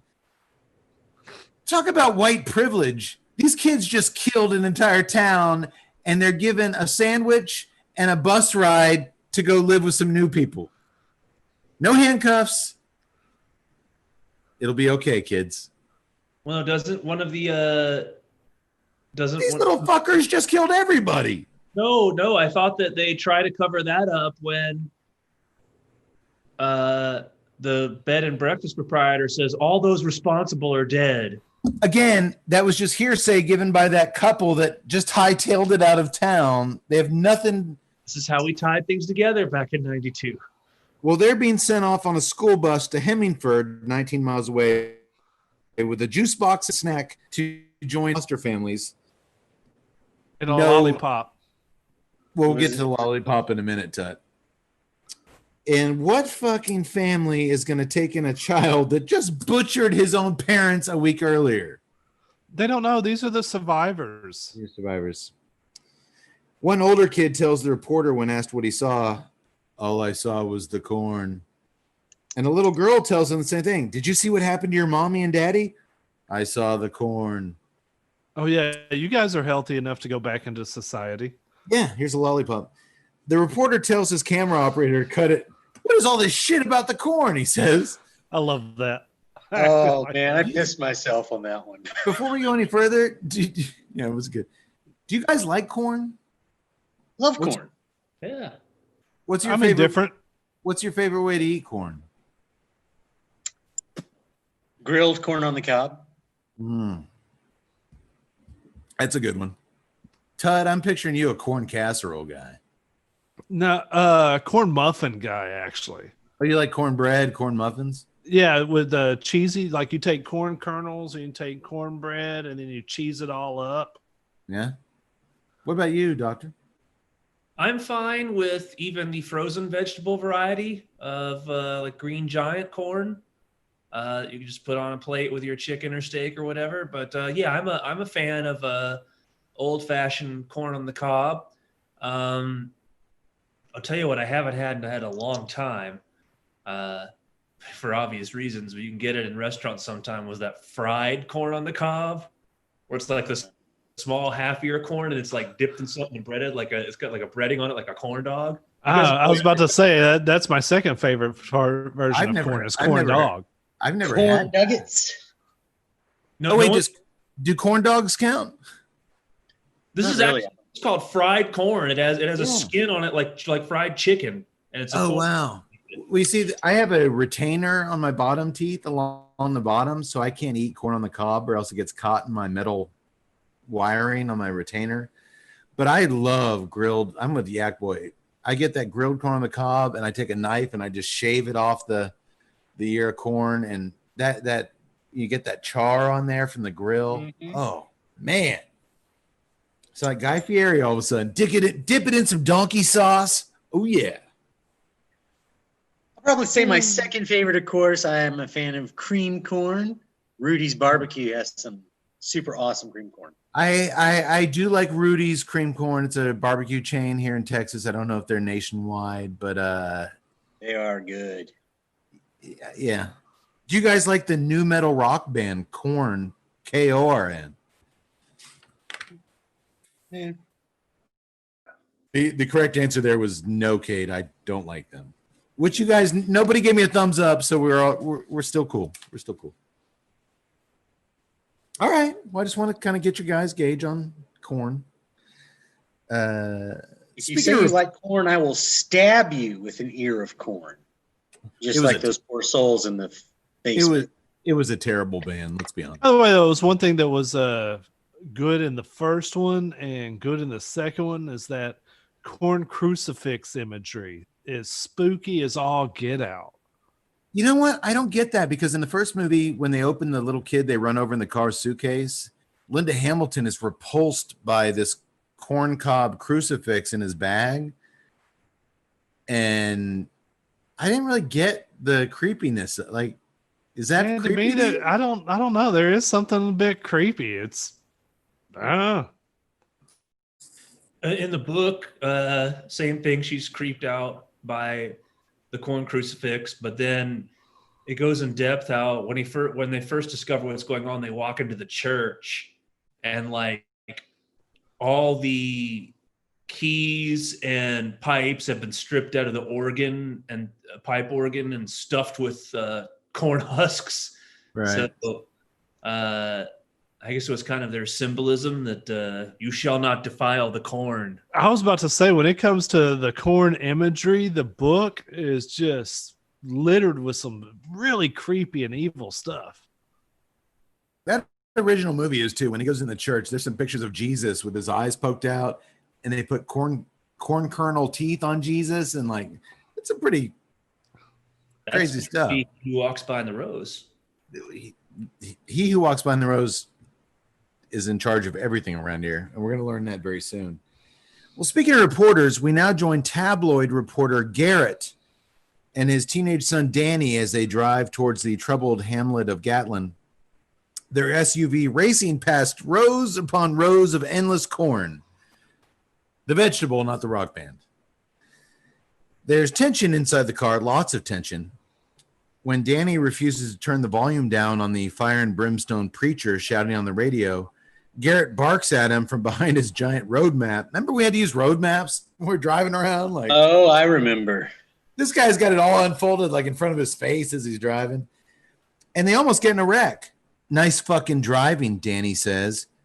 Nice language, kid. Did your mother teach you that? Only when your name comes up, the teenager smirks. You see, boys, Garrett is what's called an absentee father who only occasionally remembers his son's birthday, and as a result, Danny hates his father's guts. But Garrett pleads with his smart-ass son to please cut me some slack, as his butt is on the line if he blows this assignment. In other words, Danny doesn't want to be here, but his mother didn't want him to be at her wedding this weekend to Sherman the shithead. And Garrett doesn't like the situation one bit either. He makes it clear, look, I don't like you, son, around me. You don't like being around me. It's. I'm assuming that you just explained that to all the millennials, the Gen Ys, the Gen Zs, and whatever the new kids that are coming up now, because what you just explained, you do not need to explain to anybody in Gen X, because that was the life story of Gen X. It was 92 after all. My parents just listened to this go, what the fuck? Ted need therapy. He's got the Tuesday Night Cigar Club podcast. So do I. So do I, brother. Back in Gatlin, Jesus, you're not going to believe this. An elderly doctor, Dr. Appleby, is handing all the homicidal youngins a lollipop after he checks them out prior to getting on the school bus. And by checking them out, I mean he has each one stick their tongue out and say, ah, and that's it. Next, here's your lollipop. You look good. Doctor, certainly as a man of medicine, you would have recommended a more thorough examination to these kids. Well, I just don't think sugar content. It's real safe to give them a lollipop. I mean, clearly they're already hyped up. They're killing everybody. Unless, of course, the lollipop is filled with a sedative, which apparently none of these kids are going to eat. Good point. Maybe he was hoping they would drug themselves on it. But he was very much open your mouth, say, let me make sure you don't have like some sort of bubonic plague on the bus with you. Yeah, I thought it was weak sauce for sure. What do they actually test for with a tongue suppressor going, inflammations of the tonsils? What's that going to tell you? Maybe he was looking to see if they had any corn in their teeth. It's all about the corn. It's all about the corn. That'd be funny. Here's one. He's got corn in his front tooth. Take him away. No, that'd be funny if like one kid was like, and they pulled out a whole corn cob out of a whole ear of corn out of his mouth. Kill him. Outlander.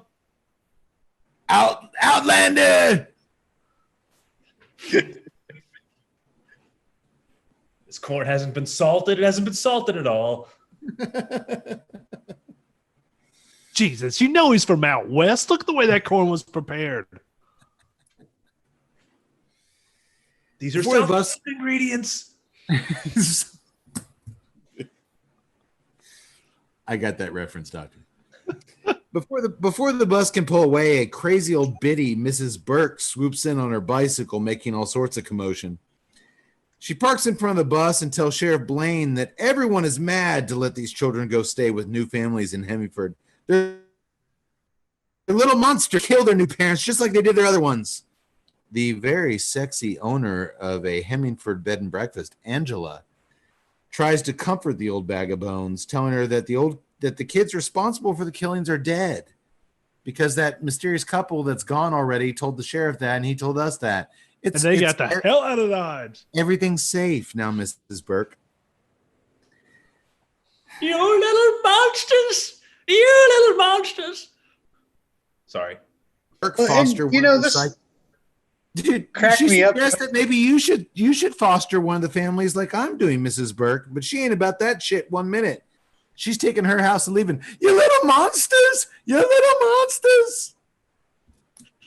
I really like this because she literally says, I'm leaving and I'm taking my house with me. That's what I love. And then I was thinking, was she in a mobile home? And we'll find out later. We're gonna get to that literal statement here shortly. This lady is my favorite actor in the whole goddamn movie. I love Mrs. Burke. She hadn't acted a lot, but boy, she brings it. This was the thing. As I thought back, as this movie progresses through the scenes, I'm like and we'll come back to this here in a second when we come in. But like you just said, her character really. It's like I don't know why they decided to write this character, but it was perfect. And I think maybe our appreciation of her is because she looked and dressed like every woman her age in Central Texas. I see this lady every time I go out. You do. You absolutely do. That hairdo and that clothes, like I know this. Yeah. Is this 1975? No. Are you certain? I know this woman. On their way out of Gatlin, the Channel 12 news team, their van almost smashes right into Garrett's car. Turns out they all know each other from back when Garrett was a respectable journalist, and the news guys fill Garrett in on what's happening. It's no worse than what we saw in Jonestown, the news guy tells Garrett. Oh, wow. They've seen some stuff. Yeah, they've seen some stuff. And then after talking shop, they start making fun of Garrett right and left. Boom, just like that.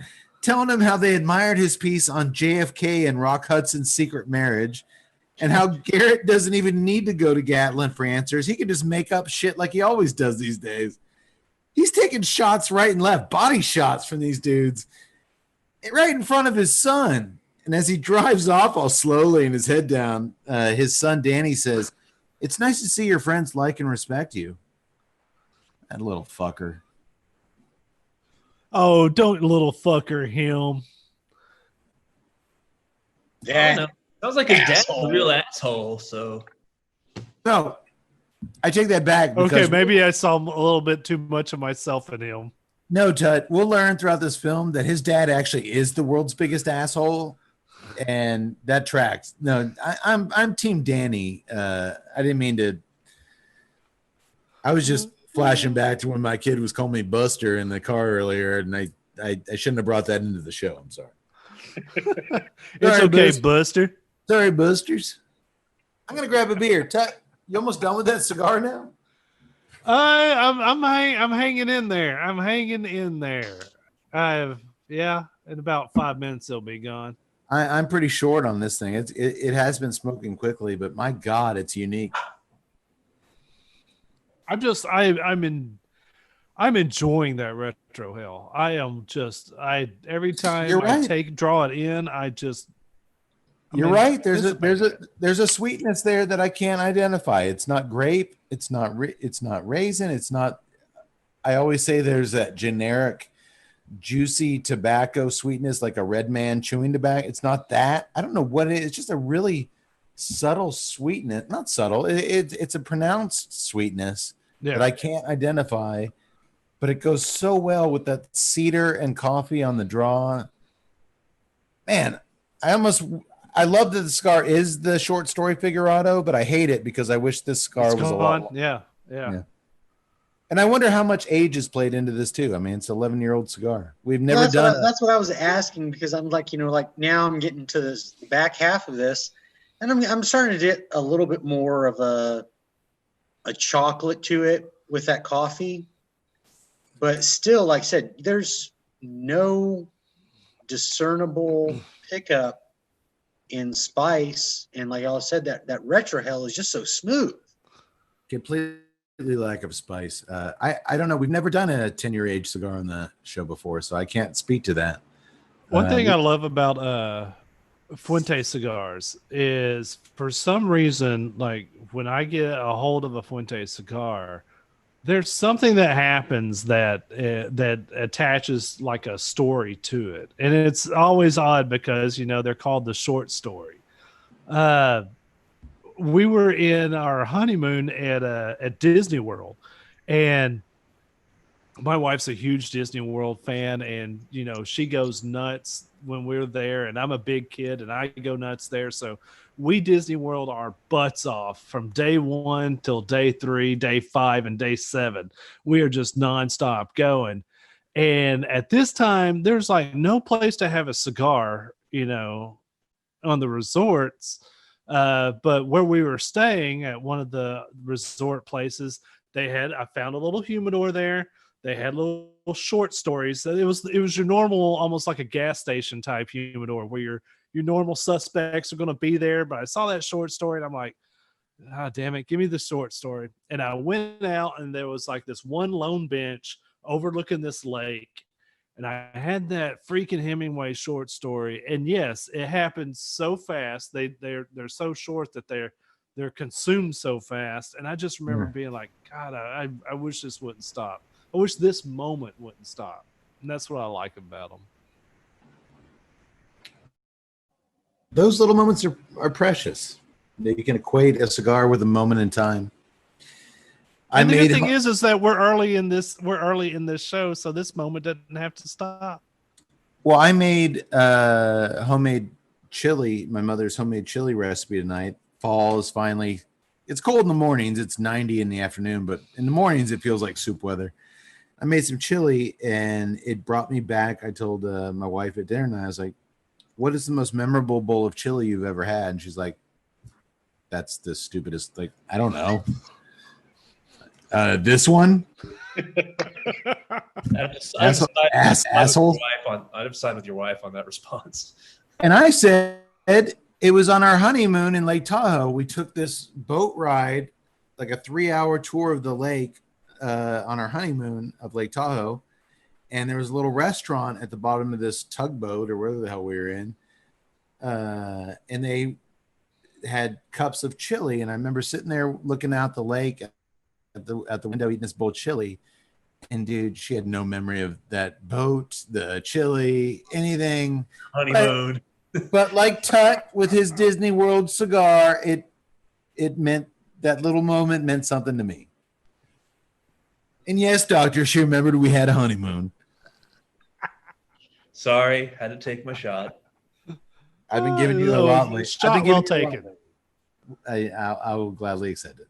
So that's it. No, I totally get that, Tut. There's certain cigars.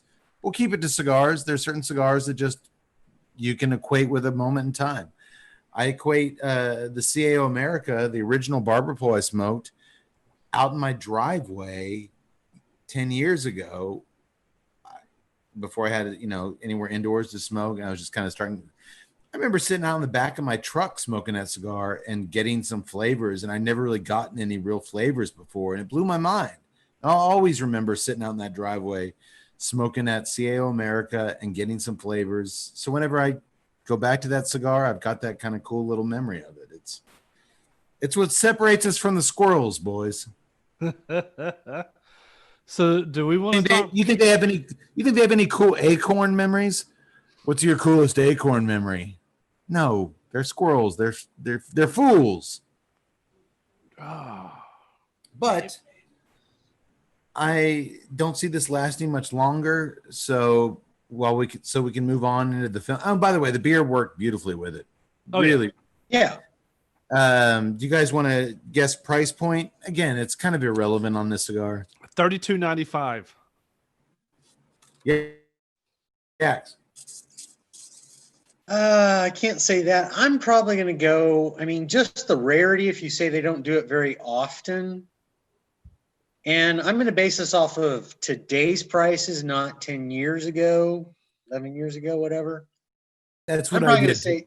I did today's prices. So I'm probably going to put it right around 15 or 16.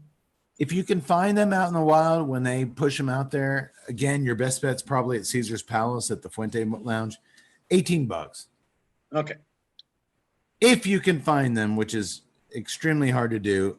And remember, while they stock at famoussmokeshop.com, check there. It's on their website. They do have a page for them.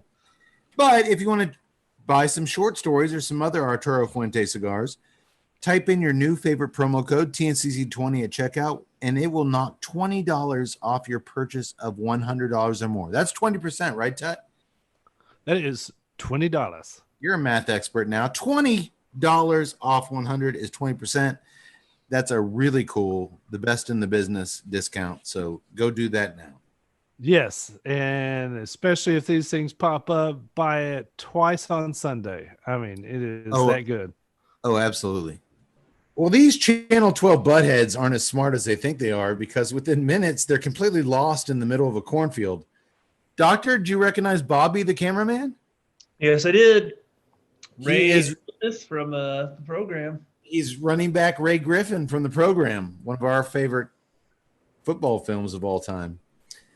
They climb up on top of the van to get a better vantage point, see where the hell they are, and all of a sudden there's a huge gust of wind, earth-trembling thunder, and a giant ominous black cloud directly over them.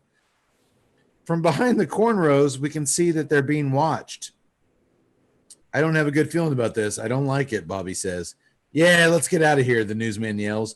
But when they get back in the van, it won't start, and corn husks are smacking against the windshield as the vehicle rocks back and forth from the wind.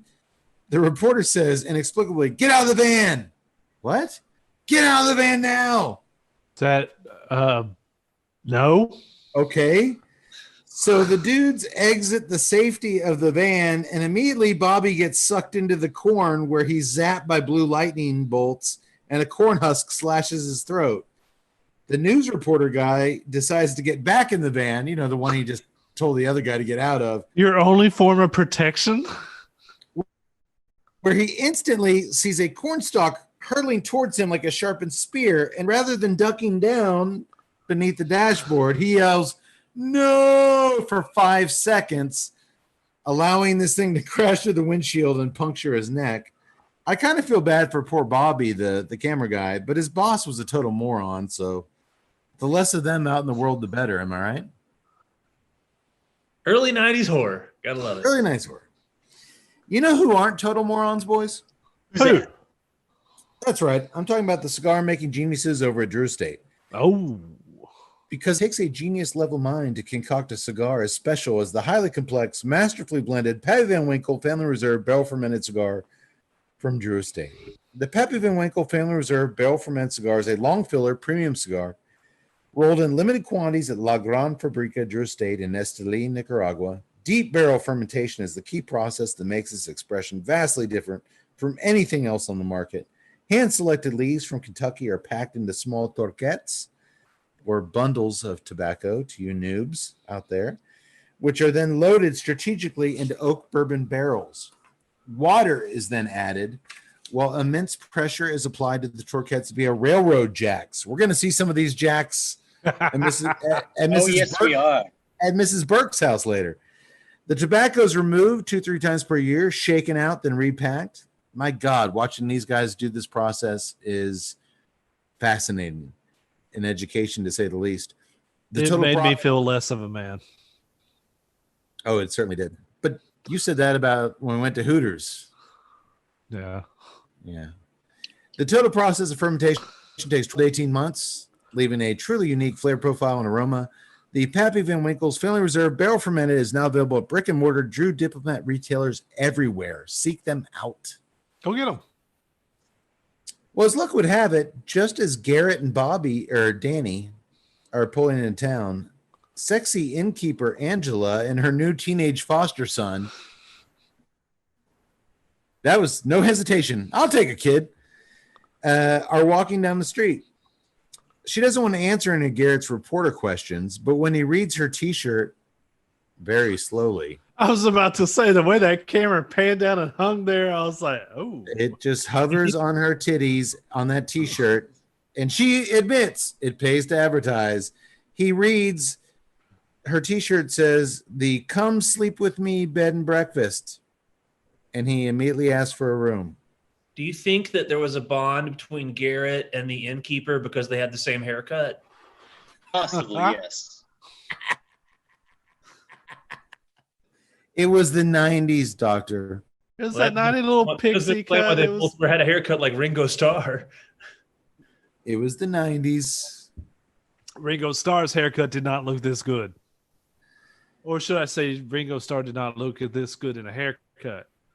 Ringo Starr's a pretty good looking dude. I think you're right on both counts. That night at the bed and breakfast at dinner, Garrett attempts to get some information out of Micah, her new teenage foster son. But he says quietly, all I saw was the corn. Perhaps given that all the kids Look, you little bastard, give me something else. No, he doesn't go there. Oh. But my thought was perhaps given that all these psycho kids are fixated on corn, maybe Angela could have put a tray of asparagus or maybe broccoli on the table. Did you see she had that huge tray of corn on the table? It's growing right across the street. What the hell? You're in Nebraska, man. It's like going down to the ocean and bitching that they have that they have everywhere in seafood. Gatlin. It's everywhere in Gatlin where all these people are killed. It's kill anyone who harms the corn, protect the corn. And she's like, dinner's ready. Here's your corn. But she doesn't know that. She probably built the bed and breakfast on money she made from farming an acre of corn. That's right. So much corn. Angela asks what newspaper Garrett writes for, and Danny is all too happy to tell her that his loser dad is a ragman for the World Enquirer. Garrett told her the Daily Cornhole. Garrett sheepishly says, yeah, I used to work for Newsweek, but I thought the editor was an idiot, and so now you know it is what it is. Okay. That's a something answer. Yeah, I used to work for a reputable place, and then I don't work there anymore. Danny cuts another wisecrack. Your answer leaves a whole lot to question. Well, she's used to talking to corn folks, so I think she's just happy to have a guy with a similar haircut and a sensible pair of Dockers to chat with at the supper table. Danny cuts another wisecrack at his dad's expense and Garrett drags him outside. He tells the teen, look, this might be my favorite father-son moment in 124 episodes. Oh, it's class. Look, kid, me and your mother, we tried to make it work, but we had different agendas, okay? And those didn't include me, Danny asks. No, they didn't. As a matter of fact, Danny, they didn't. Now, I'm not going to bullshit you about this. I was 17 years old and I made a mistake. Now, you deal with that any way you can. My God. The honesty. Brutal honesty. And all of a sudden, Tut and I are like, hey, maybe our childhoods weren't that bad. Holy shit. And he's our hero. What about the fact that he claimed that he was only 17 years old when he had this kid, making him 34 right now? Oh, no, I'm going to get to that. Dude, here it comes, doctor. I was 17 years old and I made a mistake. All right, keep that in mind. I think it's safe to say Danny's been much better off without this ragman in his life all these years. I think that's a okay statement. If Garrett fathered Danny when he was 17, that would make him 34 in this movie. And that's clearly bullshit. And I did the math. I looked him up. Actor Terrence Knox was 46 when they did this movie. 34, my ass. Give me a break. We're okay. Doctor, 90s horror movie. 90s horror. Well, Danny's heard enough of his father's quote I was unquote. just about to say, if there ever comes a time where people like, you know, if Gen X becomes like the new boomers and it's like, oh, okay, Gen X. And if they're ever asking like, why are you guys so screwed up? Just show them this one clip. Just this one clip. This was 5 out of 6 father-son talks in the early 90s. You pussies. You call us fucking snowflakes? No, this is what we went through.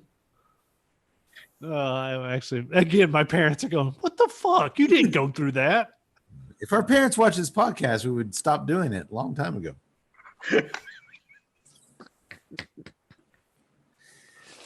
Well, as I said, Danny's heard enough of the fatherly pep talk. So he grabs his duffel bag, understandably, and walks down to the nearest bus stop to wait for the first ride out of there. We again see that demonic POV of he who walks behind the rose watching Danny from behind the corn. It looks like a very low-budget Predator.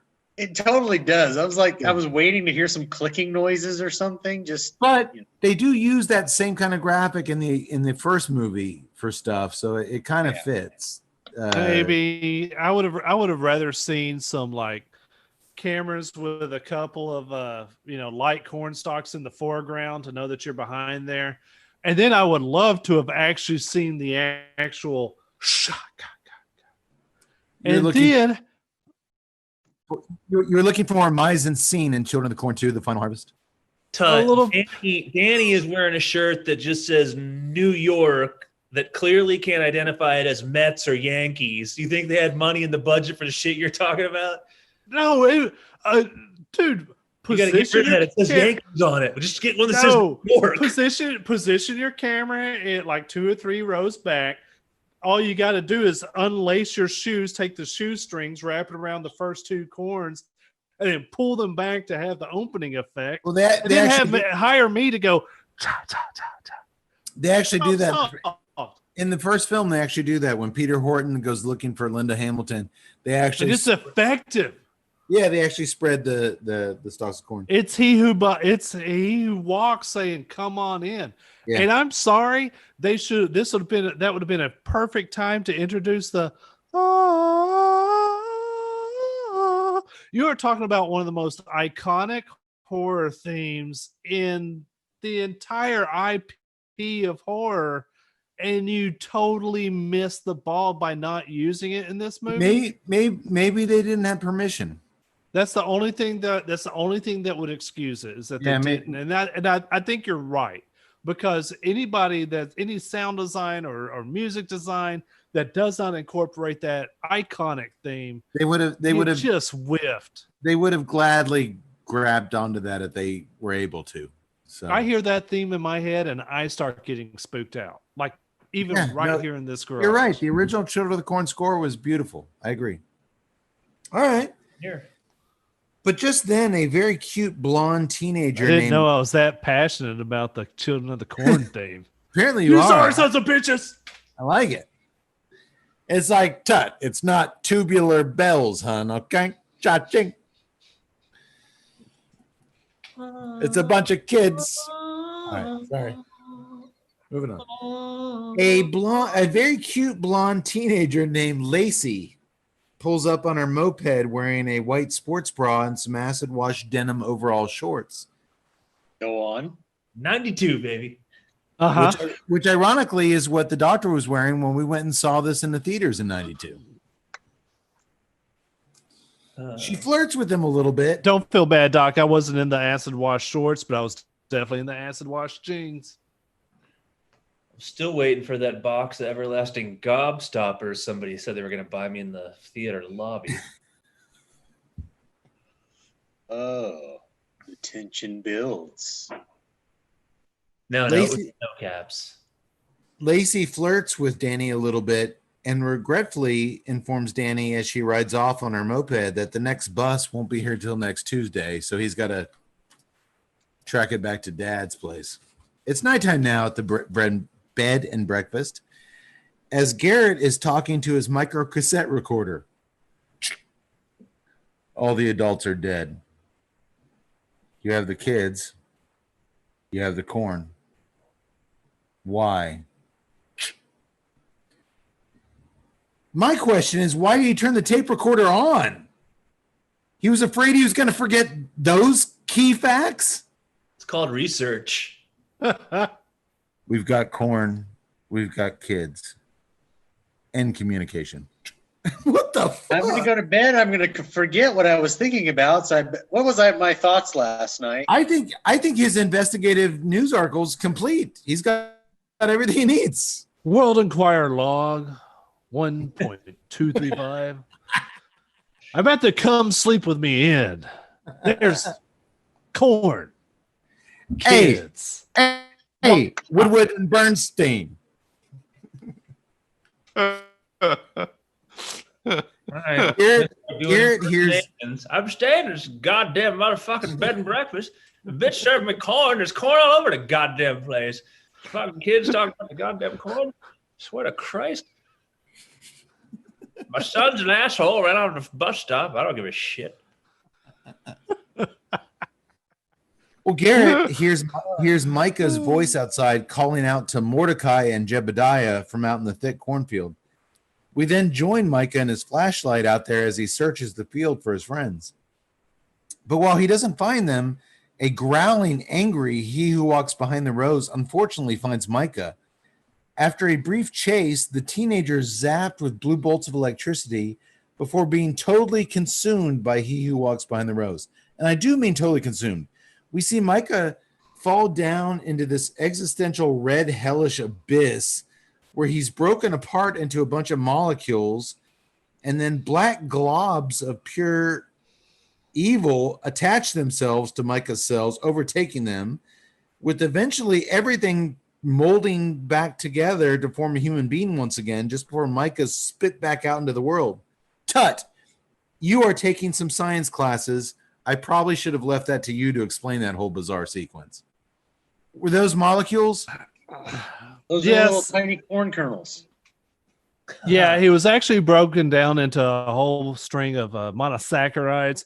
And then what I'm guess is that he who walks behind the roads actually participated in a bit of hydration reaction to break those monosaccharides apart. Then it did a little bit of a hydrolysis to re-inject them with the black glue, reform the monosaccharides into polysaccharides, which came into a whole bunch of tissue development and spitting back into it. And guess what, boys? I didn't need to see any of that. It's like monosaccharides. Tut's all of a sudden Dr. Fauci with a serious alcohol problem. Am I right? Huh? Monosaccharides, you say? Okay. Well, Yes, it's the smallest form of carbohydrate. Okay. I'm sorry, I didn't need to see any of this. This was like, hey, we just watched that. This was like we just watched that cool show, Lawnmower Man. Now look at what we're going to do with that kind of effect. Oh yeah, because I'm going to give you a little brief insight into horror fans in the early '90s. Nobody thought Lawnmower Man was cool. The short story was fucking awesome. I thought it was good. Shit. The movie was total shit. That was And only D&D nerds who like seeing Pierce Brosnan pixelated thought that was anything worth watching, which it wasn't. No, I love, dude, at least they went for it, right, Doctor? I mean, they showed, because we never saw in the first one, Isaac, he got sucked down behind the rose and spit back out. We never saw what happened. Granted, the graphics are cheesy. It's the early 90s. Yeah. But to see him, that was state of the art back then, to actually. see him get pulled apart. Well, no, not really, because T2 happened this time. So we're seeing like state of the art James Cameron shit, and then we're seeing poor little Micah, just little blobs of, But Doctor, I like this little scene. Did you? Yeah, it doesn't hold up, obviously, but they were trying to, demonstrate the fact that, that Micah maybe wasn't a bad kid, but that's the important part, Doctor. That's the important part, is as he's going through this, he's screaming and he's crying and he's not a bad kid. And when these black little globs overtake his sacra carbohydrates or whatever the hell Tut's talking about, that's what makes him a bad kid. And and actually both of you are, I agree with both of you in that sense, because as we'll find out later on why I think you're both right. Okay. Well, I'll keep moving then. The other Gatlin kids are all sitting around a campfire while this is going on in the middle of the cornfield, bickering about what should be their next move. Jebediah is frustrated. Isaac told them 3 years ago, or whenever this happened, 2 weeks ago, last week. Yeah. That when all the adults were dead, they'd finally see the truth. And I'm only seeing two things here: corn and more corn. Stupid old corn, he says. Dude, you're a teenager in a small town. You get frustrated by shit. If your whole life is around corn, you're going to say that shit. Stupid ass corn. But quite literally, like 7 days ago, you were slaughtering an entire town. Jeez, what's going on now? Fucking lame, man. Stupid corn. I cut off my mom's head. Now I'm just looking at all this stupid corn. Mordecai is holding his ground. He says, it was written that a leader will come from the corn and make us one again. And you can tell by Mordecai's facial expression, he didn't like Jebediah calling the corn stupid one bit. Just as Jebediah starts to gather the younger kids and head out, Micah enters the clearing with a booming, "No! He who walks behind the row shall not allow it!" And now Micah, with that booming voice and his new pitch black eye, his pupils are all black and fired up. Man, he starts preaching to the kids, telling them they were right in killing their parents because all adults are evil and that there's a great power within all of them. They just don't know it. Or as he says, you know it not. They have eyes, but they see it not. They have ears, but they hear it not. Stupid old ears, Jebediah says. No, he doesn't really say that. It would have been funny, though, if he said he did. Stupid old ears. However, start talking that way. I figured they should have just panned over the camera over to him. He's got 2 ears of corn over here. Like, hey. Stupid old ears. I like Jebediah. He questions things. Who's Jebediah? Huh? Who's Jebediah again? The redhead? No, he's the kid who just wants to give up and go live a normal life. Oh, okay. Well, who's the redhead, the enforcer guy? Oh, that's Mordecai.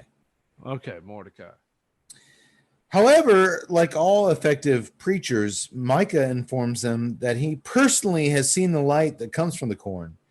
And he who walks behind the rows commands that they rid the land of all that defileth the corn. Except he actually has seen the light or the darkness. The darkness. He tells his friends that there's work to do before he who walks behind the rows cometh. So they all need to go home and wait for a sign. Let me ask you this. Is defiling the corn eating it?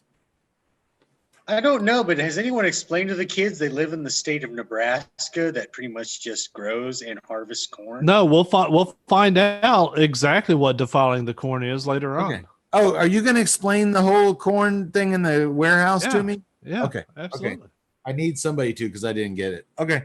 Huh. I thought that was maybe another euphemism, like, "Hey, baby, what do you say we go defile the corn?" That's the hey baby, why don't we go shuck the corn? I mean, then there you go. What'd you do last night, Mency? Me and the missus went and defiled the corn. Most vigorously, Chachi. Ow! No.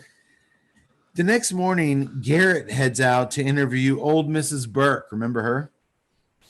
Remember when she screamed that she was taking her house and leaving town? Well, this crazy bitch is actually taking her house and leaving town.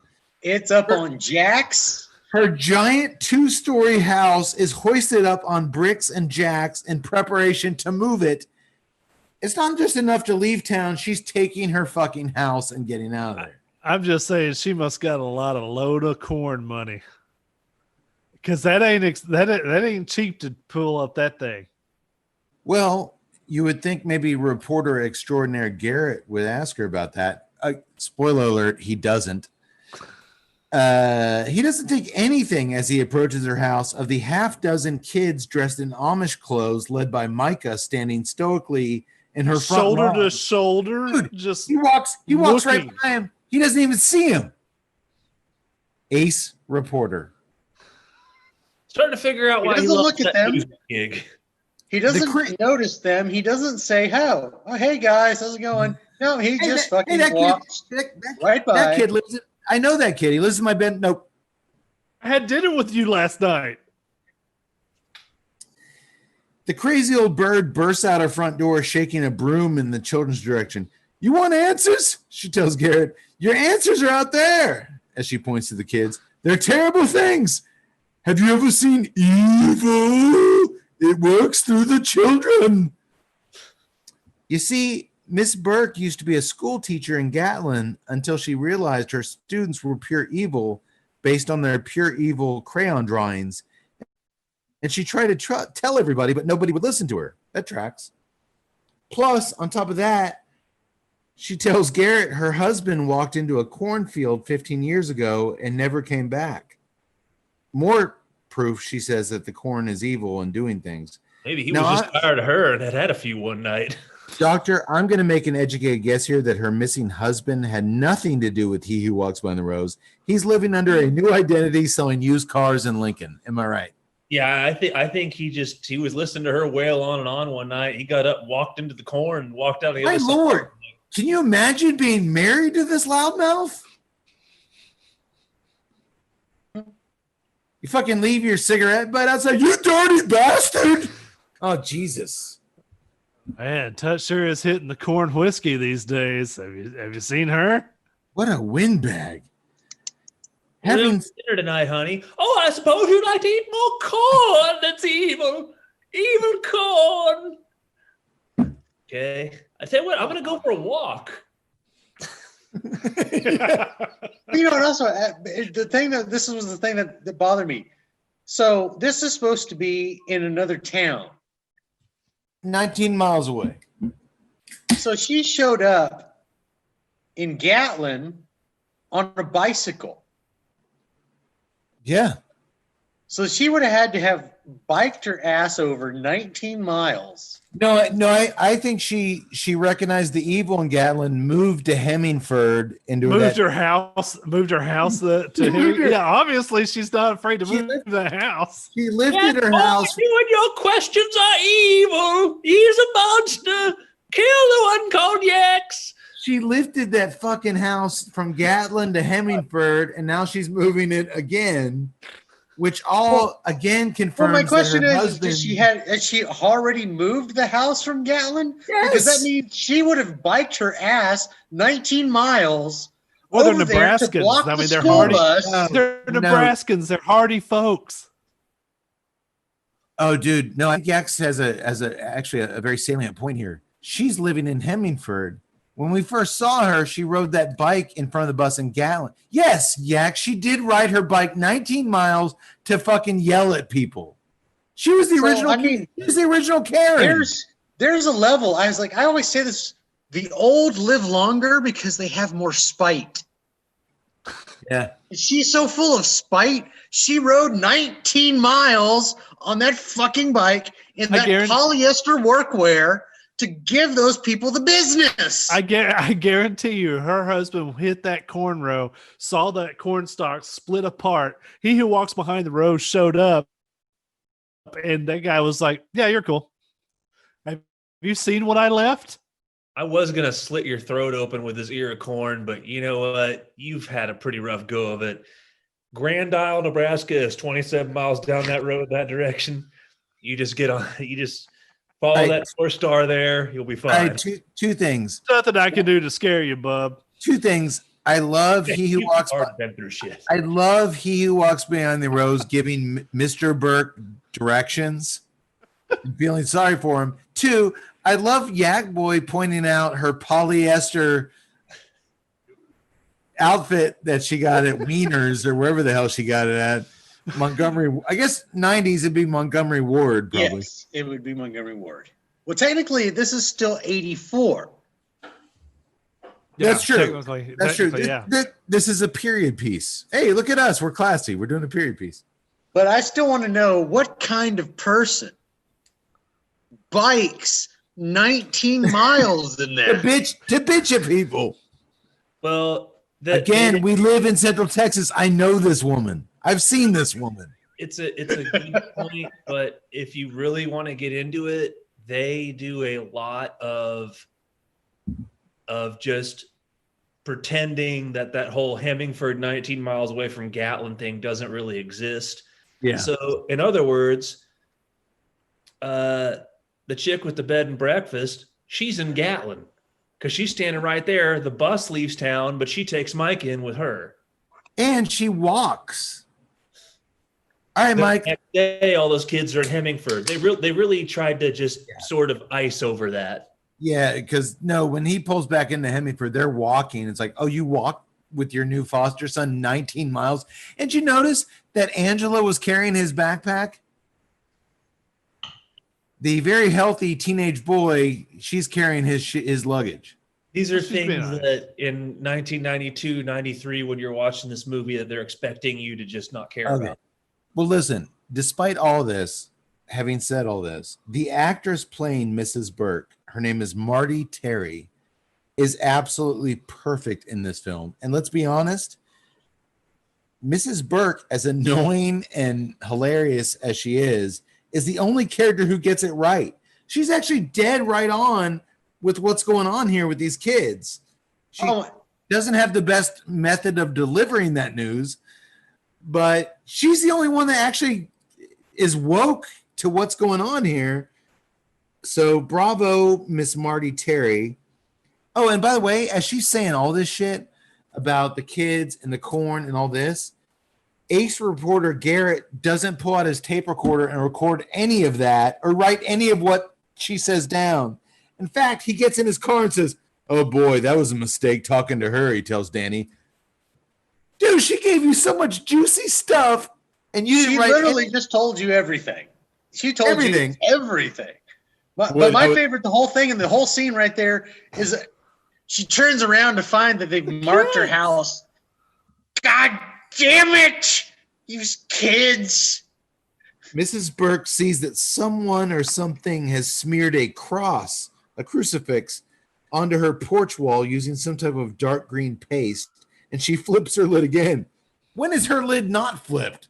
Damn you! Oh! As she grunts and grumbles while trying to clean the goop off with a soapy bucket, Micah tells the others, again, they're all just standing there in her front yard, Garrett didn't notice them, that the cross was not put there by human hands. Finally, it is the sign they've been waiting for since last night. It was last night, like, he will send a sign. Oh, great, there it is. Let it begin, he tells a smiling Mordecai. Tut, what were you going to say? Y'all seriously didn't pick up on the significance of the green goop? Well, I did later when we saw it all over the corn. Exactly. And then all right, keep going. The first time I saw this movie, I had no idea what it meant. Yeah, the other thing is like, Mordecai looks over and he's like, "Is this our sign?" And I was like, he's already been into the hellish dimension, stripped apart, rebuilt, and then he's like, yes. Yeah. Yeah. Fuck yeah, why not? There it is. It's a sign. Hey, a bird just shit on that mailbox. Is that the sign? Yes. That's usually how that thing works. I'll tell you this, though, boys. In the first film, Isaac had the perfectly cast Courtney Gaines as his second in command, Malachi. And sadly, I think Micah's pretty good in this film. But he's great. But he's teamed up with a real plank of a co-star this time around. What a missed opportunity. I thought Mordecai should have been way cooler. This guy blew. Yeah. Why? I mean, did you have to make him a redheaded kid? I mean, you're just screaming like you're. He wasn't redheaded. Kind of blonde hair. Yeah, no, he was redhead. No, he had like brown hair. No, it was red. That was red. That was red. I can agree with Tut, man. That was a red hair. Yeah, and that was. They were trying to recapture the Courtney element. Mordecai. Exactly. The pumpkin pie haircut, not unlike Garrett, the chick running the bed and breakfast. Yeah, that's what I'm talking about. Yeah, the big stocky kid, redhead, short little haircut, and I was just like, get red out of that. I was like, why do you? I mean, is the reason why you cast him because there's really no reason to cast this kid other than he had redhead and he was a big boy. I didn't physically associate him with Malachi at all. I didn't think he had red hair. And no, he did, and I was just like, no, go opposite of that. Don't Malachi red hair. I was like, don't make me think of Courtney Gaines and what this kid's not Courtney Gaines. Well, go somebody different. I never for 1 second thought of Courtney Gaines. Oh, nobody would ever. But that's what they were wanting you to do. You had Micah, who all of a sudden started dressing in black, just like the other kid. Isaac. Then you had this redhead kid right next to him who was his enforcer. And I was just like, oh, man. Yeah, Doctor, were we watching a different film? That guy's not a redhead. I thought Mordecai's hair was like a dirty blonde color. Yeah, it was like a dirty brown. I got red. It was red on my screen. But thank you, Doctor. I got the same thing. Thank you, Doctor. From now on, I will be referring to Tut's haircut as a pumpkin pie haircut. There ain't no pumpkin pie with this haircut, dude. Well, Father of the Year Garrett tells Danny to explore the town a little bit. Despite the lingering presence of deathly silent evil teenagers everywhere, go have fun. Yeah, that same pack that was just right outside that one lady's. That tracks. I want you to go hang out with those kids. Have we ever? Character is written so terribly because when he says, or when he says like, he tells him to stick around or whatever, and Danny's like, "There's nothing here." So well, how do you know that, huh? It's like, fucking look around you, man. Dude, just look around. There's 2 blocks to this town. But that's a total absentee dad thing to say. Just shit on. I really need to get rid of you right now so I can go do my thing. Watch it. I got a serious question to ask you guys right now. Have we ever, in 123 prior episodes, ever featured a movie that had a main hero / protagonist this damn unlikable? Like, there's always been something to latch on to with our heroes and our protagonists that we, even if they're damaged or problematic, we like them. This guy's an asshole of. He's clueless. He's a bad hates his father. kid. He tells his kid that he doesn't give a shit about him. Figure it out for yourself, you son of a bitch. He's a loser. I think this might be our worst protagonist. Yeah, protagonist ever. Even in the original film, Peter Horton and Linda Hamilton have you're rooting for them. Well, even in the sci-fi episode, the couples that's fighting all the time, I mean, you're still rooting for them. It's annoying because they get you get annoyed by them because of their fighting, but it's realistic, and you still don't want to see them. Yeah, this guy. Yeah, I agree. This guy's flat. There's nothing redeemable about him. He's just an asshole. I'll say this: if the writers had intended it that way, then it's excellently done.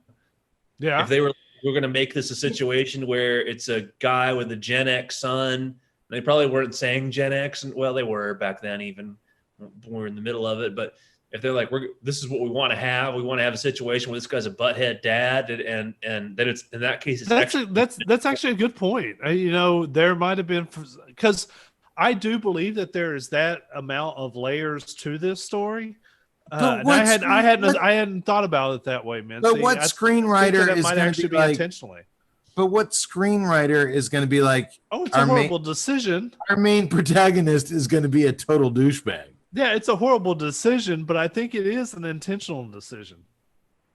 Yeah, I agree. I kind of, now the doctor put it to words, I kind of agree with that. I'm latching on to that theory. Well, they did go on to do Bordello of Blood, so yeah, they did. Take away from your enjoyment of this movie. But it did really honestly strike me as odd how much I disliked the hero. Because here's the thing, Terrence Knox as an actor can't pull that off.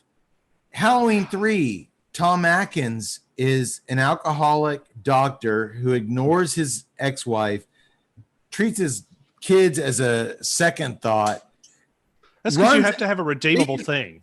Leaves work to go off and chase this young piece of ass and all that. But guess what? Tommy Lee Wallace made it to where Tom Atkins became a hero from that. Yeah. This guy. Here's a movie where the guy, he's got an asshole son. He's got a shit job. He ends up nailing a really hot, sexy innkeeper. A good screenwriter could have made that guy into the new Tom Atkins, but he doesn't. He just makes him into a totally unlikable monster. But again, if you wanted to say it's an odd choice, perhaps, what we don't know is if it was a choice. And if it was a choice, then it's well executed. Yeah. I think they did really good writing for the kids, Micah, Danny, Lacey, all that stuff. They kind of shortchanged the adult dialogue, and in the end it probably balanced out okay. So obviously I like the movie, so they did all right. You mentioned the score and just how much you hold it and revere, like up there with John Carpenter's Halloween score and Tubular Bells with Exodus. You're right in that it was so ethereal, and so it made you forget about a lot of the implausible shit you were seeing. How this little town of Gatlin could go off the map for 3 years without anybody knowing, electric bills or distant relatives or anything, how they kept it secluded. When they would play that music, you just kind of got overwhelmed by it ethereally and audio. It just kind of, it just set this really cool tone that He Who Walks Behind the Rose that created this bubble around this little town. And it was that score had a lot to do with that. It's really it's really in terms of, because first of all, I know there are some circles that might equate Jaws in the horror circles, and I don't equate Jaws in the horror circle. But in like the slasher flicks and all that stuff, there's some really iconic sounds that are out there. For me, it is the Halloween score is the number one most iconic sound in horror film. You know exactly what that is. It evokes emotion right off the bat. Second, I will put the Friday the 13th Jason, the kill, God. You hear that, you know exactly what's about to happen, and you know the impending doom about it. Third, I'm putting Children of the Corn. I'm sorry, but when you get that, it just puts your hair just, even on the back of my neck right now, just doing that, it just stands it up. Honorable mention number 4th, I'm going to put Freddy Krueger's gliding the claws across the pipes. Yeah, that's about it. No, I think that's a great point. I can only imagine they didn't have the rights to use that music, but I did like the sound in this film. I think they did a lot with a little. So the short story actually goes into the inexplicable aspect of when Bert shows up in the town. He actually says those things. He's like, how is it? So, somebody had to pass through here. They had to have relatives. They had to have that. Everything Kay was just saying is like, the answer is it just doesn't make any sense. Yeah. But I think that, with all good spiritual elements, I have a spiritual side to me. I think that that's what the spiritualism is. It's the answer for things that don't make sense right then. And I'm okay. I'm okay with suspending my disbelief when you put that spiritual element into it. Well, Danny Boy hasn't walked a mile before he comes across a waterfall where Lacey is taking a moped break to wet her hair down in a skimpy bikini top. He makes himself comfortable leering at her from afar, which is exactly what any of the teenage TNCC members would certainly have done as well back in 1992. So I'm not joking, not judging or joking. The doctor and I saw this flick in the theater when it came out, and I'm not ashamed to admit that I fell in love with Lacey instantly. And years later in college, I would watch her every day. The actress, Christy Clark, was a regular on Days of Our Lives. So I would come home from my morning classes and watch that. And she's still gorgeous all these years later. Have you seen her recently, Doc? She looks great. Good looking woman. She has aged well. Yeah. Anywho, Lacey finally notices Danny when his boner knocks a pigeon off the top of a telephone wire, and she invites him in the water for a swim. It was bound to happen. Impressive. I mean, if he had an erection that knocked a pigeon off a telephone wire. She was quite impressive, Doctor. Yeah. Meanwhile, in town, some folks have gathered at the church to listen to Reverend Hollings preach about the dangers of fornication. Fornication. Seems timely considering what's going on over at the waterfall, doesn't it? While he prays for the souls of the poor Gatlin neighbors who've just lost their lives, he can't stress enough that fornication is a pestilence that's going to get us all. It's going to get every last one of you. As he goes on and on about the dangers of heavy metal music and violent horror films, a guy out in the congregation named David starts to get a nosebleed. Only, Doctor, is that an ordinary nosebleed? It did not appear to be, no. It looked like he was having some sort of just terrible internal hemorrhage. Well, you see, Micah is seated in the back of the room, and he's digging his pocket knife into the nose of a wooden David voodoo doll. And the more he digs, the more this poor bastard nose bleeds, until eventually he's got blood pouring out of his eyeballs, his ears, as his wife hilariously digs in her purse for more Kleenex. Like, that's the solution. David pukes blood all over her face. And as he stands and makes his way to the pulpit begging Reverend Hollings for help, he just eventually collapses in a big bloody pile.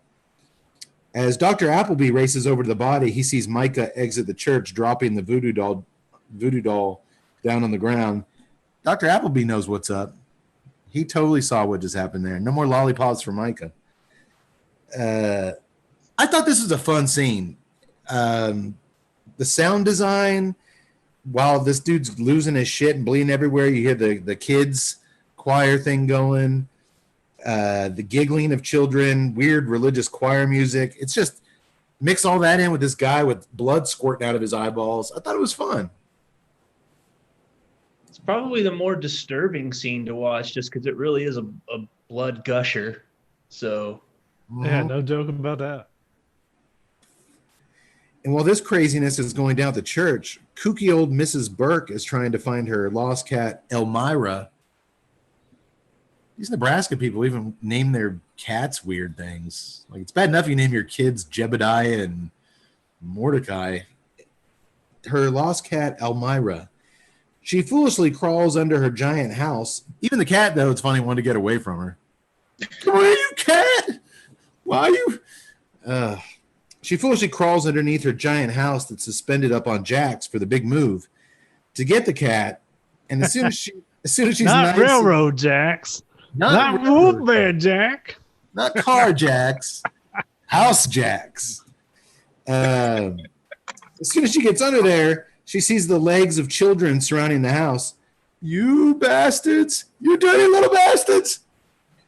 Mordecai scoops up the kitty and he switches the hydraulic press to lower down, slowly crushing Mrs. Burke.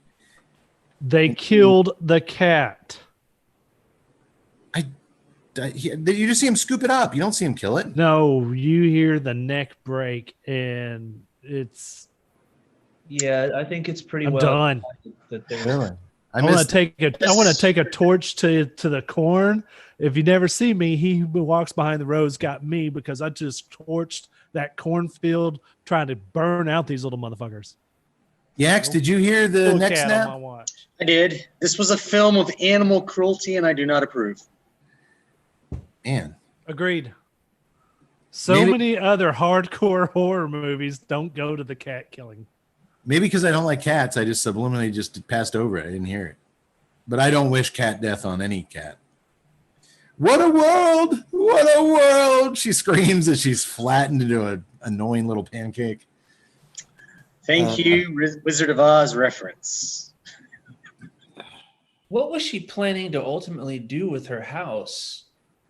I think she was planning on a big flatbed to just glide underneath it and just take it to the next town. It would literally be one town over. I don't see the residents. I mean, moving a house isn't cheap.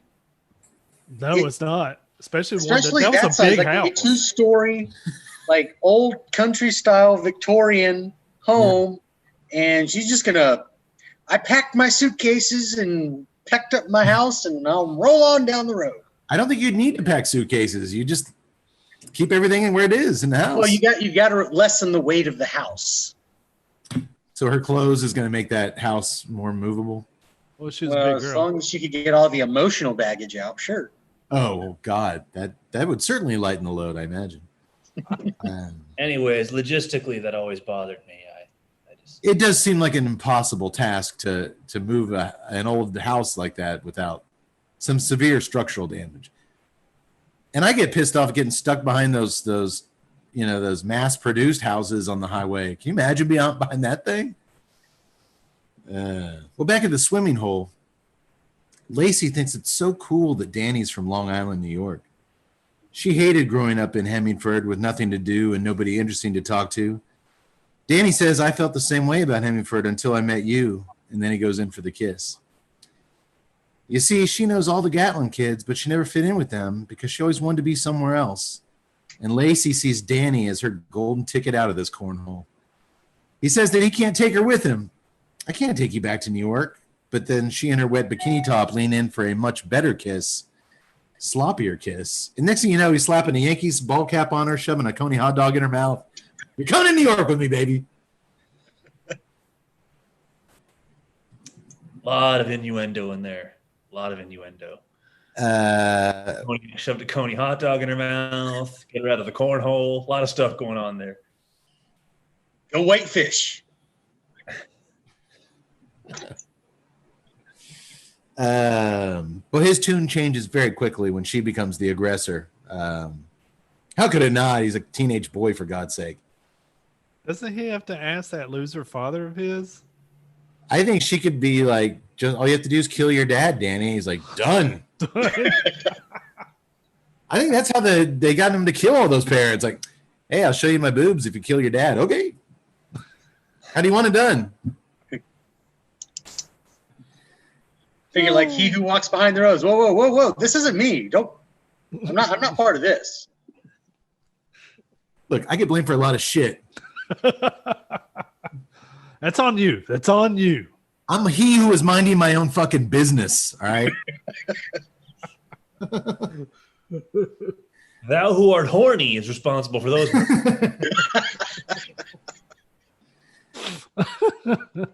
Why don't you talk to Danny? He who grows behind the rose, if you know what I mean. All right, that's enough about Danny's penis. Over in Gatlin, Garrett is snooping around the long-abandoned elementary school. There's bizarre religious graffiti spray painted all over the walls, blood for corn, shit like that. There's corn husks everywhere. But even though he's carrying his trusty camera, he doesn't take any pics of this cool, really scary imagery. He also hears the giggling of school children that clearly aren't there, but that isn't worthy of him pulling out his tape recorder either. In one of the classrooms, he does find some of the disturbing crayon drawings that Miss Berg told him about, and he actually snaps a photo of one of those before he's startled by the appearance of an elderly Native American man in the doorway. "You scared the hell out of me," Garrett says. "Who are you and what are you doing here?" "No, isn't that just like a white man? Assumes he has the right to be here and no one else does," the Native American replies. That rings true, sadly, doesn't it? Garrett asked he was just scared by this dude. He's got a right to ask. Whoa, scared me. Who are you? Where'd you come from? He has the right to say you scared the hell out of me. He doesn't have the right to demand answers. He's trespassing too. He didn't say that you don't have the right to be here. He just wanted to know who he is. This sure is a 2020 evaluation of a bit of dialogue that was written back in 1992. That's for damn sure. Garrett sympathizer. Garrett asks the man what he knows about all this. And he says, "Well, I know that you work for the World Enquirer, that you'll turn 35 in April." My ass, he will. And that you weigh 185 pounds. I'm calling bullshit on that too. He's a bit husky. He's husky. He's got the husky brand on. Hey, corn husky. Oh. Garrett is stunned. How'd this wise Native American know all this stuff about him? Until the old man gives Garrett his wallet back.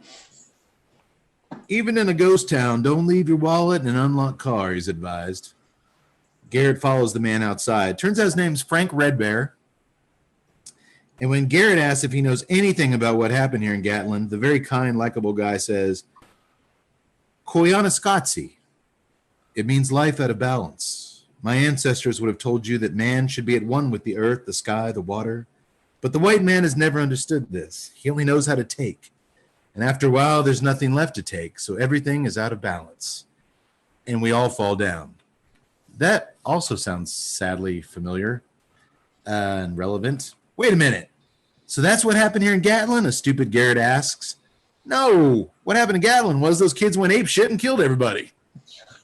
Dude. Succinct, to the point. I love that line. I love this character. I love this guy. Yeah, I really like the actor playing him. I like the character. He's really good. I'm going to change my name on the Zoom screen to Cade Red Bear. He's like a modern version of the Indian friend of Josie Wales. So I kind of like him. Oh, Chief Joseph. Chief Joseph, yeah. Man, he's wise, he's funny, and unlike Garrett, he's likable. I really like this dude. Garrett presses him further, and Frank Red Bear says, "The Amish say we don't inherit the land from our ancestors. We only borrow it from our children. Maybe they wanted it back." Okay. That shit's wise, too. And it makes sense because it turns out that Frank Red Bear is actually famed anthropologist Dr. Frank Red Bear, who teaches at the State University. Man, I love this character. As Dr. Red Bear drives off, Garrett notices that the green crucifix goop that he wiped on his pants earlier at Mrs. Burke's house ate right through his dockers.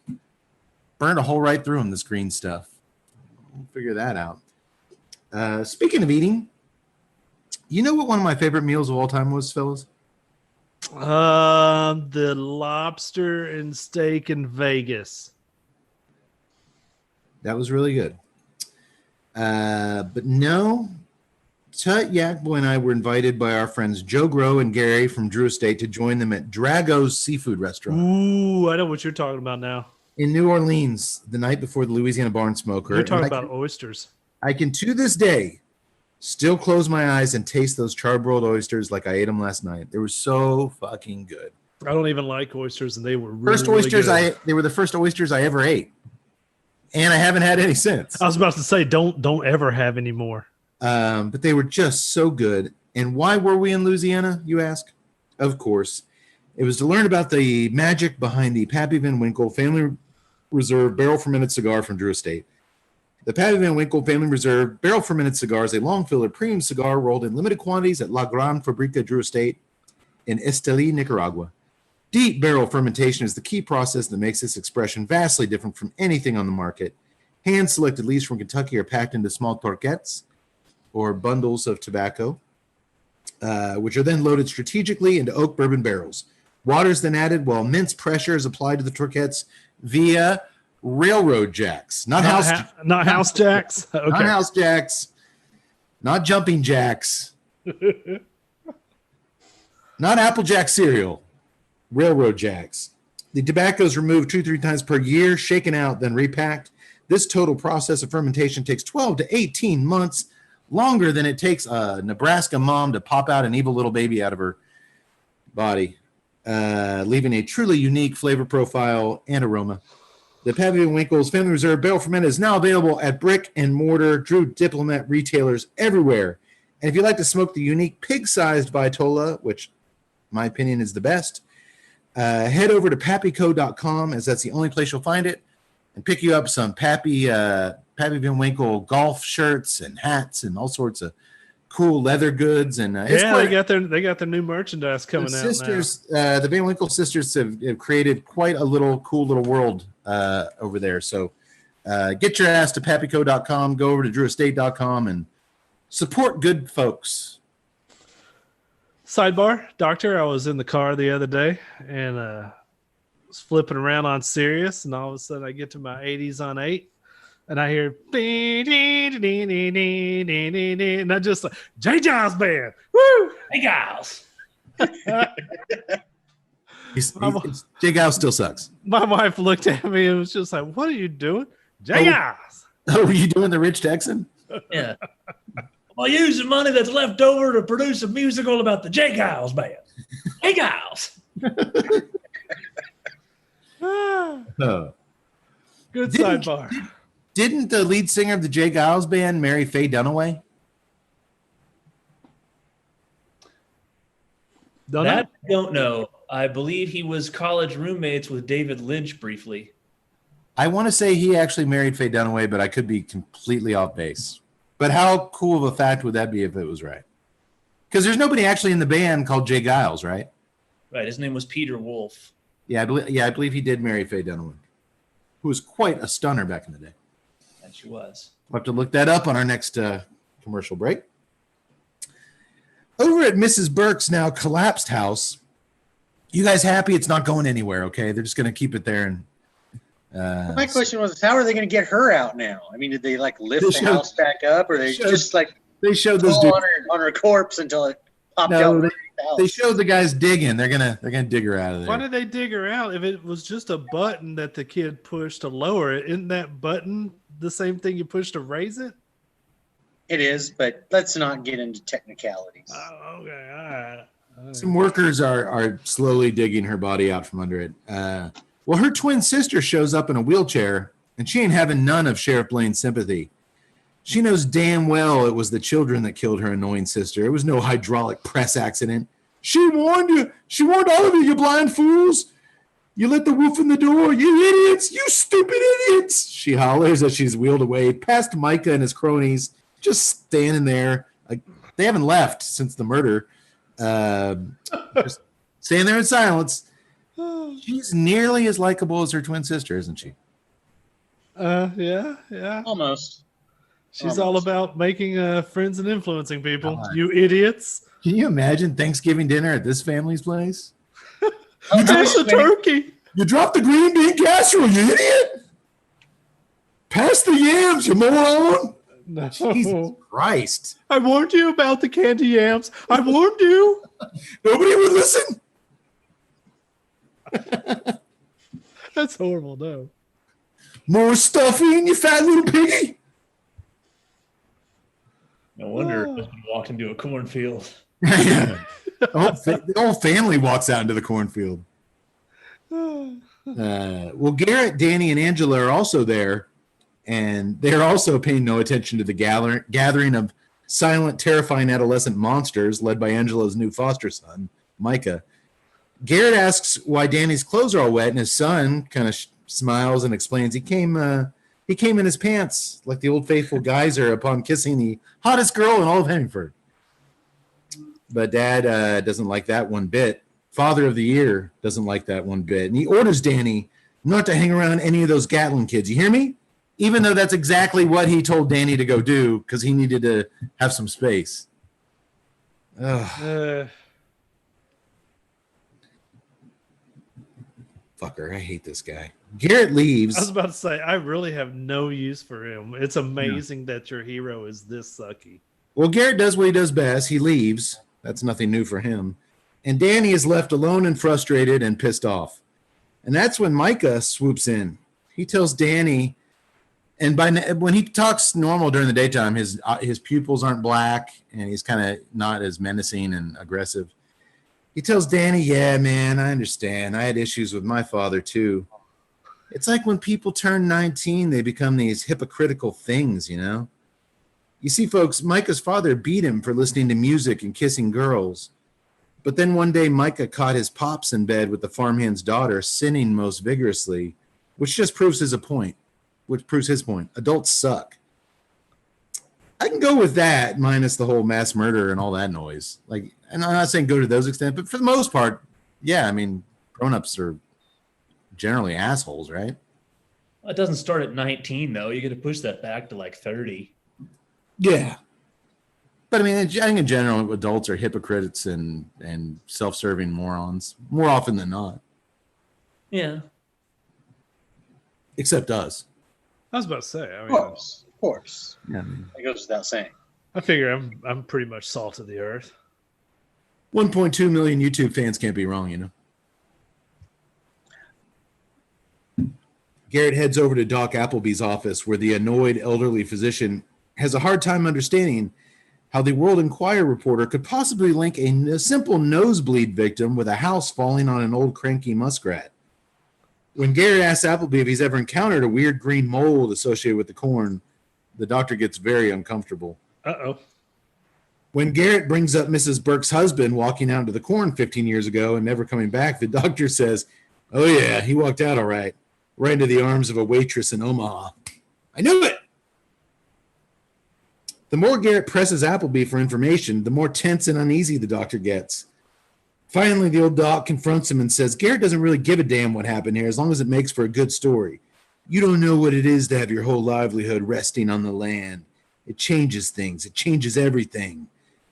As he's ushered out of the office, naturally, Garrett doesn't write any of this down or retell it to his tape recorder. He's a shitty. Mind like a steel trap, yes. It'd be funny if he got into his car and turned on his That's tape why recorder. he's at the World Enquirer. Children. Corn. Doctor was mean to me. I'll say this at this point. I kind of dig how the screenwriters are building a backstory to the Gatlin killings here.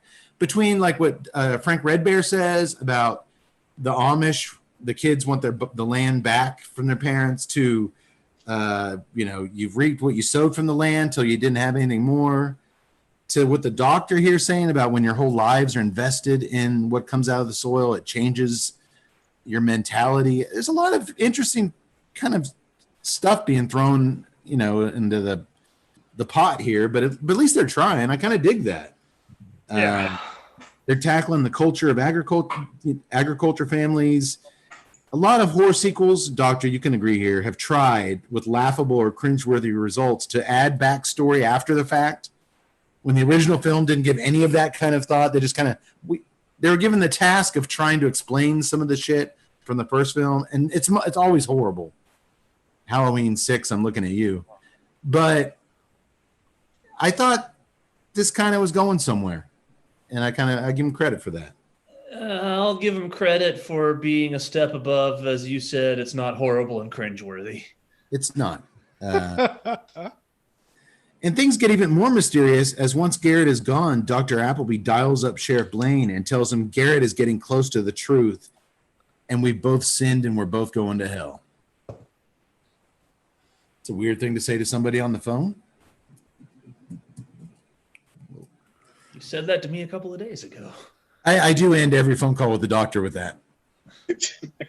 I'm like, hey man, you watching the Rangers game? Yeah. What do you think of tomorrow? You know, Cowboys, blah, blah, blah. Oh, by the way, we both sinned and we're both going to hell. Talk to you tomorrow. I saw Damn fools. You damn fool. I saw the corn. You two aren't exactly riding off free and easy. You're both sinners too. I saw the corn. That's just going to be my line from now on. I saw the corn. Your professor, Jason, I'd like to talk to you about this quiz. I saw the corn. I saw the corn. What the hell does that mean? It means I saw the corn. Hi, Mr. Cade. We're reaching out to you. Jason had you listed as a emergency contact. He's been acting very erratic. You damn moron! He told you, you damn fool! No, that would be a perfect place for you to just go, I saw the corn, and then hang up the phone.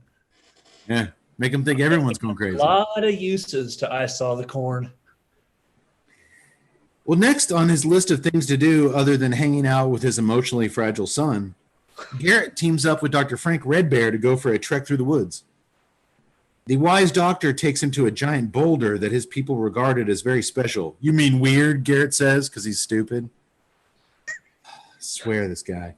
Seriously, why would Dr. Frank Redbear? He's a doctor. Why had to have a million better things to do than take this imbecile through the woods with him. Let me see. You're going to shit all over my culture, and you still want me to guide you through all this. All right.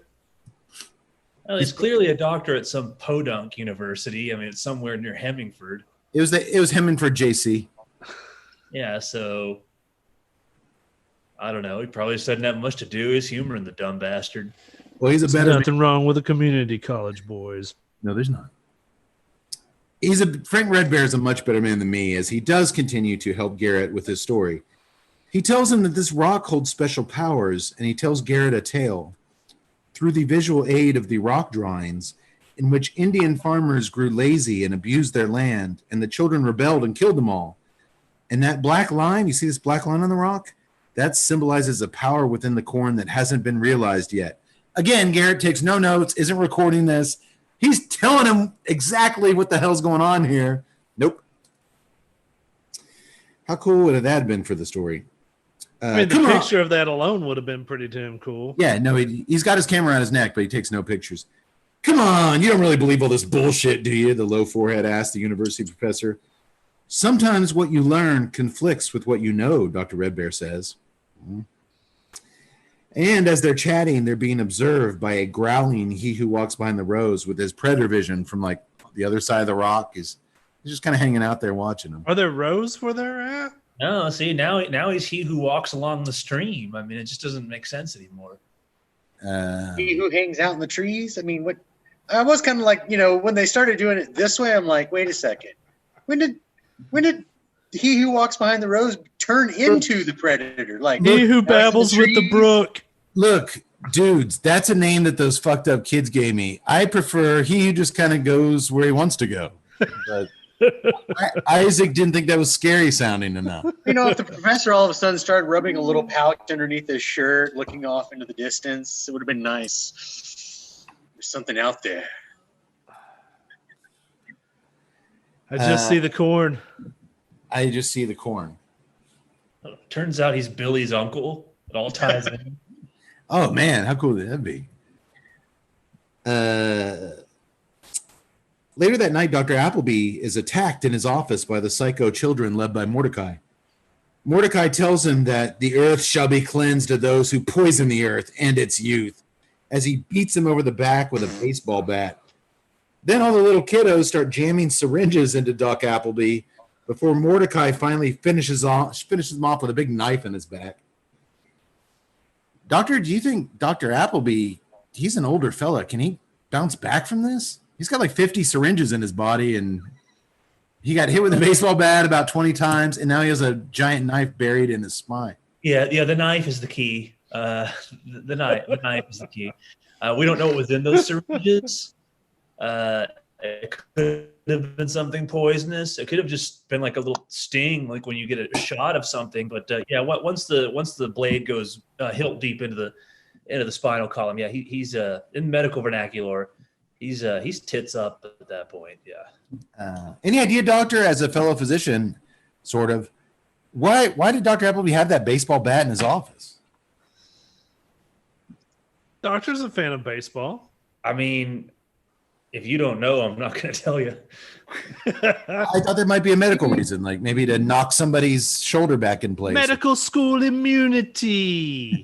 Well, I mean, yeah, thank you, Tut. I mean, you know, it isn't, you're not going to knock somebody's shoulder into place. It's more like kind of what to do when everything goes wrong. I think what the doctor's saying is getting rid of the evidence. What you learn at Hemingford State Medical School stays at Hemingford State Medical School. Well, it does, because nobody ever leaves that place when they go there. But what I mean, you have a bat to sort of, I don't know, we call it the troubleshooter. The troubleshooter. I like that. I like that. Well, as the children exit the doctor's office, they all drop lollipops on his dead body. I thought that was a nice touch. I did. Keep your fucking lollipops.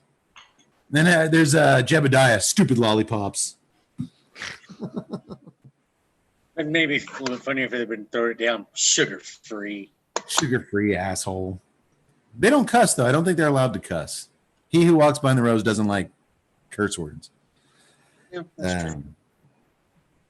Murder and brutality? Cool. Curse words? No. No.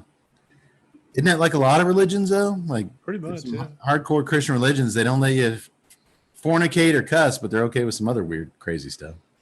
Or if he who walks behind the rose is really the sort of cool character, sentient being that we've made him to be in this podcast, maybe it's the other way around. He's like, fuck if I care. They just stopped doing that on their own. I don't give a shit. Like, yeah. I'm he who goes where I want and fucking say whatever the hell you want. Right now I'm he who's puffing. Right now I'm he who's puffing some grass on a Friday night, and I wish they would just keep it down with all the crazy shit.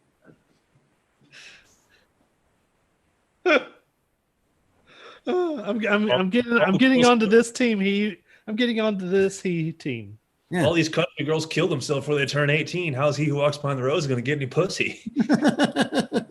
This doesn't make he who walks behind the rose happy. It never did.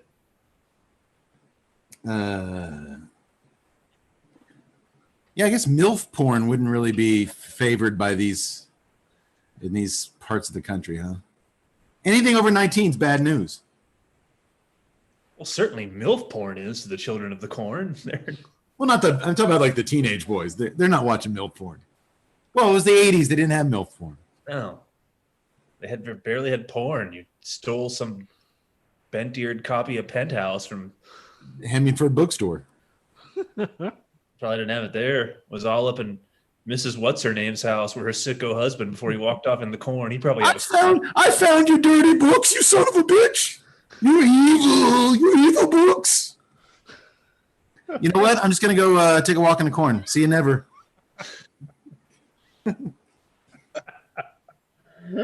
Have a nice life. What? I said see you tomorrow. Over at the Come Sleep With Me bed and breakfast, Garrett is putting the moves on Angela. He asks, what the hell are you doing in this podunk town? Again, shitting. What are you doing in this shithole? God, this guy's a charmer. He says, you know what? I was a big-time sales executive pulling in $100,000 a year in the city with a penthouse condo, and I had great sex nightly with a scumbag attorney. But when her Aunt B dies, literally her Aunt B, she sold everything and moved here because there's just something about it I like. You got to be kidding me. I'm kind of with Garrett on this one. You've got a whole bunch of money. You could have like gone down to Barbados and just chilled. It's a piss poor job by the screenwriters because they don't give us any reason for her to give up all that to move here. And we really don't need to know any of that. But it was actually it hurt the script because you're like, okay, what is this magical reason you want to be stuck in this cornhole? And why couldn't she have just been from the town? I mean, what's wrong with being from a little town? Yeah, I was having great sex every night, making a shitload of money. My aunt died, and I just moved here. Okay. That does not track at all.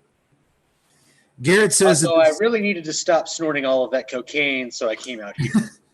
Now that, all right, now you get on board with that. It's the 80s. I was doing Van Halen amounts of cocaine every night off my scumbag attorney's balls, and my aunt died, and I thought, you know what, I'd come here and dry out a little bit. And I had to pick the one town where all the kids went nuts and killed everybody.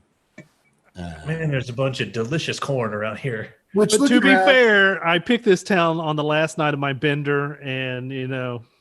And all the shit that's happening, I think I still might be high. This is fucking crazy. All of a sudden, he who chops up the lines shows up. Angela, come to me.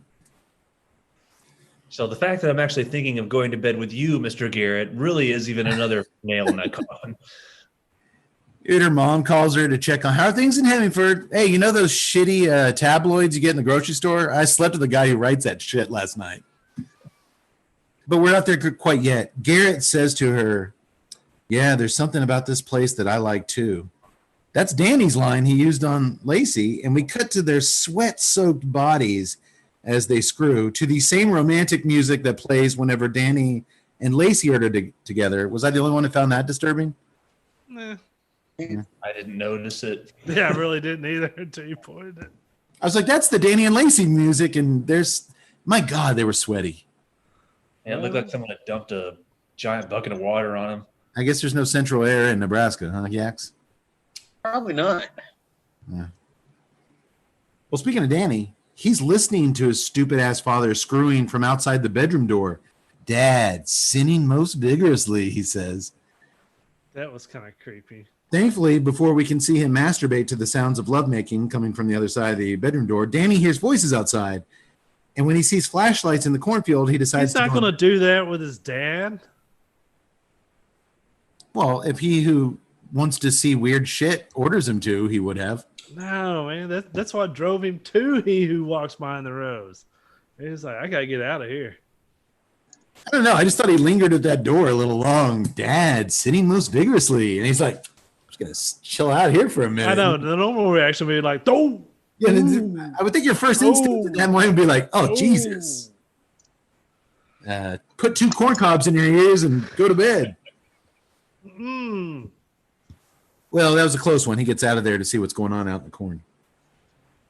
Danny finds Micah holding a torchlit gathering in the corn where he slashes the palms of an older teenage Gatlin female and an older teenage Hemingford male, and he announces that in tomorrow night's ceremony, Gatlin and Hemingford will be joined forever. We will become one. And all the kids start chanting, we are one. We are one, as the 2 teens press their slashed palms together. And Danny thinks this is kind of weird. I've seen pictures of a cult. This is a cult. You guys are a cult. You don't think they did that shit in Long Island? No. But Micah spots him, and he calls him to come over. This is Danny. He, too, has found problems among them. Will you be a soldier for He Who Walks Behind the Rose? What else is he going to say? He's surrounded by creepy kids and torches. Yeah, all right, what the fuck? I'll do it, I guess. That was my mental verbiage when I was watching this. Okay. If it means you'll let me go, I guess the only thing worse. What am I supposed to say? No. Yeah. It's either this or go back to the hotel and listen to my fucking dad screw the innkeeper. Yeah, all right, I'll hang out with you guys for a while. You could tell, though, his heart isn't really into that. No. The next morning, Lacey takes Danny out for a moped ride to an old barn. They climb up top, and she tells him that she loves to come up here and look out upon the never-ending horizon of cornfields. It's pretty. Imagining that one day I'll escape all this monotony. Danny sheepishly admits, I'm afraid of heights.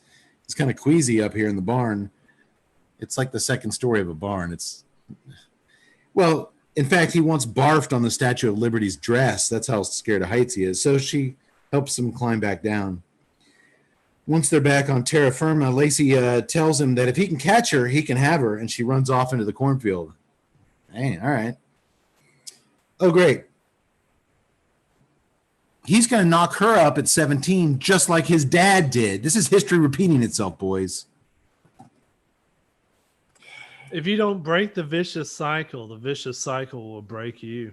He who walks behind the Jimmy hats is not going to be pleased. No. Of course he's going to do it. He hasn't taken any notes either, just like his father. So how would he know not to do this?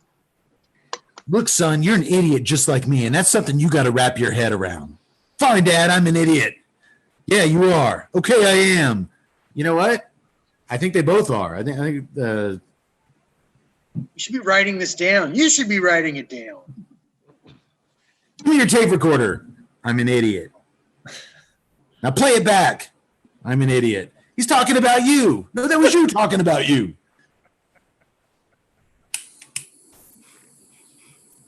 Look, when you watch these movies, you're here for the evil kids and he who walks by the rose.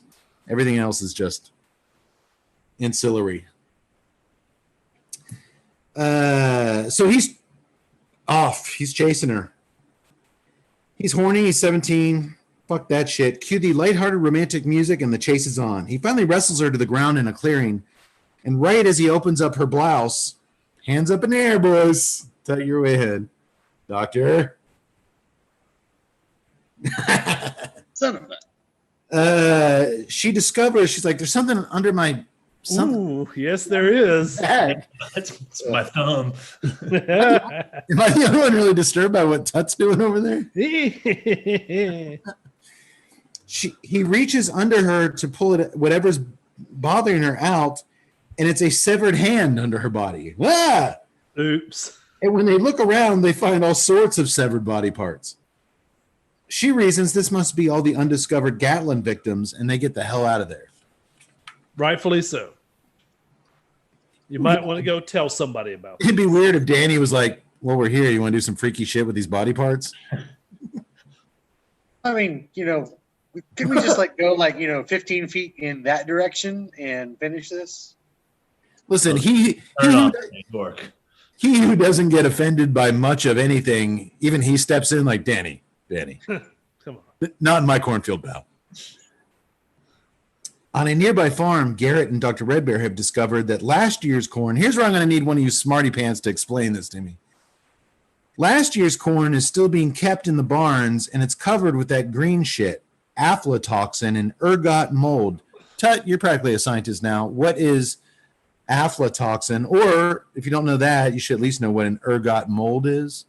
Yeah, so I mean, it's quite elementary. I'm going to try to bust it down to simple terms that you can understand.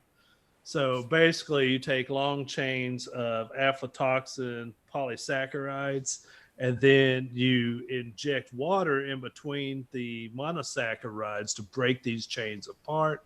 And it's that breakdown and that lack of water that starts building up the aflatoxin.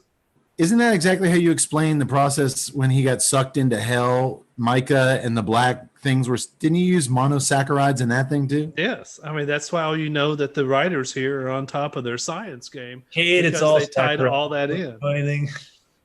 What was that, Doctor? It's all saccharides these days. Don't you know anything? Apparently, they gave it away. One of the actors on the street, one of the kid actors, is named Saccharitis. Monosaccharitis? I think that was Zachariah, but well, but what's going on here with the old harvest mixed with the new harvest? Why didn't they sell the old corn and they're mixing it with the new? Like, what's going on here? They couldn't sell the corn, or it didn't sell, and so instead of trashing it, they just left it. It's rotting, and now they're trying to mix it in with the new harvest. And that green shit grows on old corn. Yeah, that's the aflatoxin. That's actually an interesting little deal. Is that was one of the theories of why the children of Salem went crazy, is because of the wheat toxins. But they got to get discounted. Well, it is toxic as hell, Frank Red Bear explains, and it's growing all over this corn. Worse yet, over time, as the winds, the strong Nebraska prairie winds, blow it across the cornfields, it can cause madness and panic.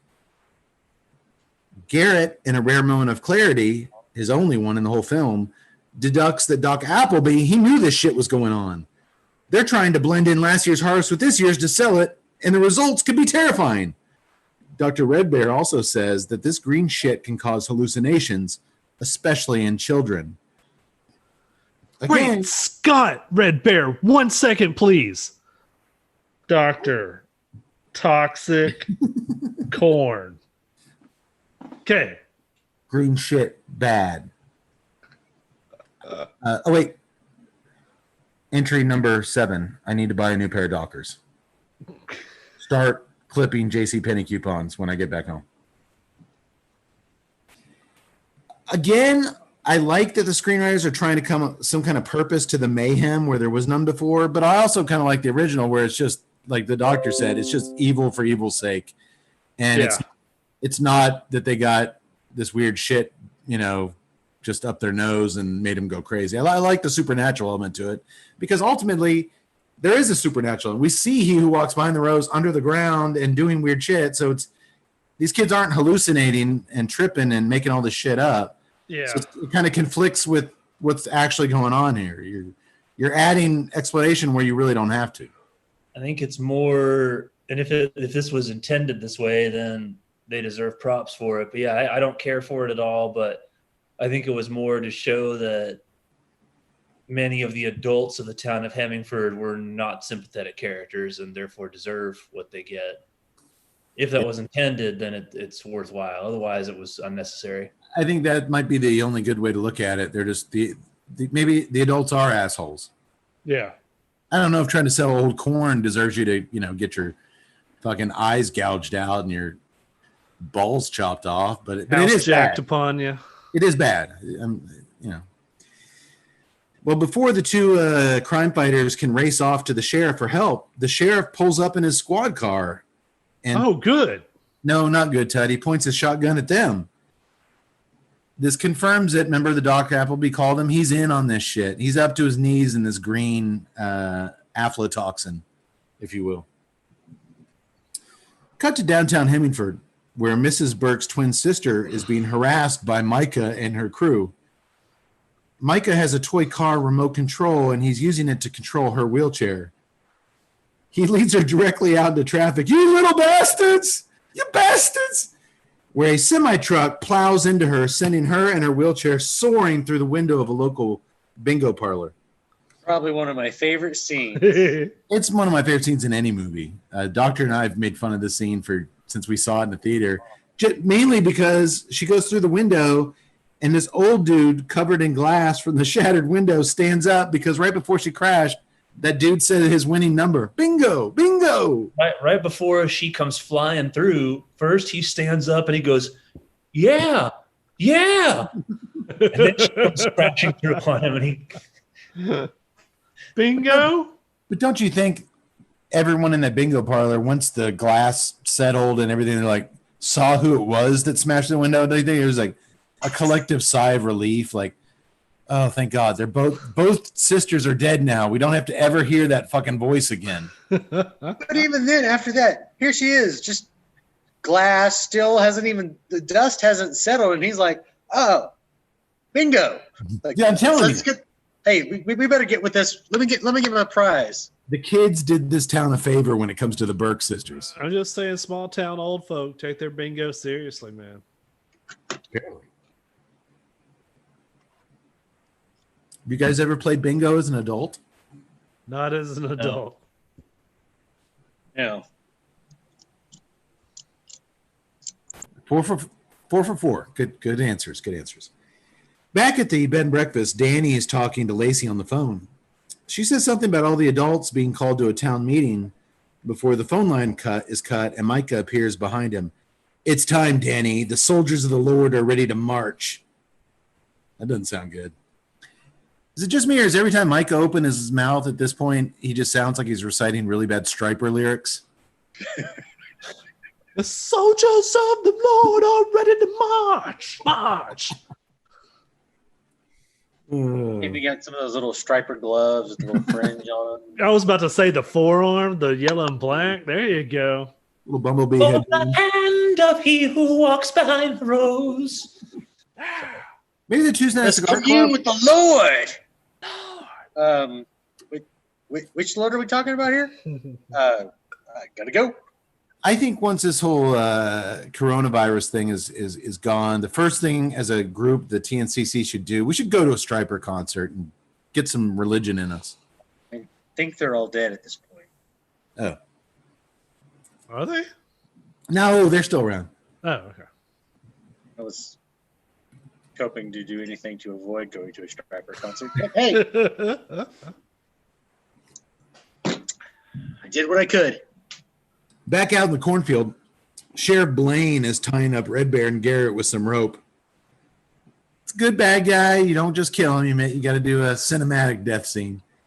He explains that, yes, Doc Appleby and some others were in on this, but by bribing the right folks with the government, they'll only test the good parts of the corn for sale. You see, he says, the government is changing their standards to help the economy, so why can't we? He ties them up, they're like, why don't you just kill us? You know, Red Bear's like, why don't you just get it over with? Please. Like, tied up to So tired of dealing with you people. Well, because the only good Indian's a dead Indian, the guy says. Well, at least in some other people's eyes. He's killing a guy, but I'm not a racist. I don't want when you die thinking I'm a racist. Well, like I said, Red Bear asked Blaine, just shoot me in the head, please. But Blaine explains, I'd actually have to explain that. And this way, your death will be another unexplained mystery in this town of 1,000 unexplained mysteries. And I'll be Here's just. the thing. How is he going to have to explain it? The doctor, the medical professional who does the autopsies, fills out the reports. He could shoot him. What was it?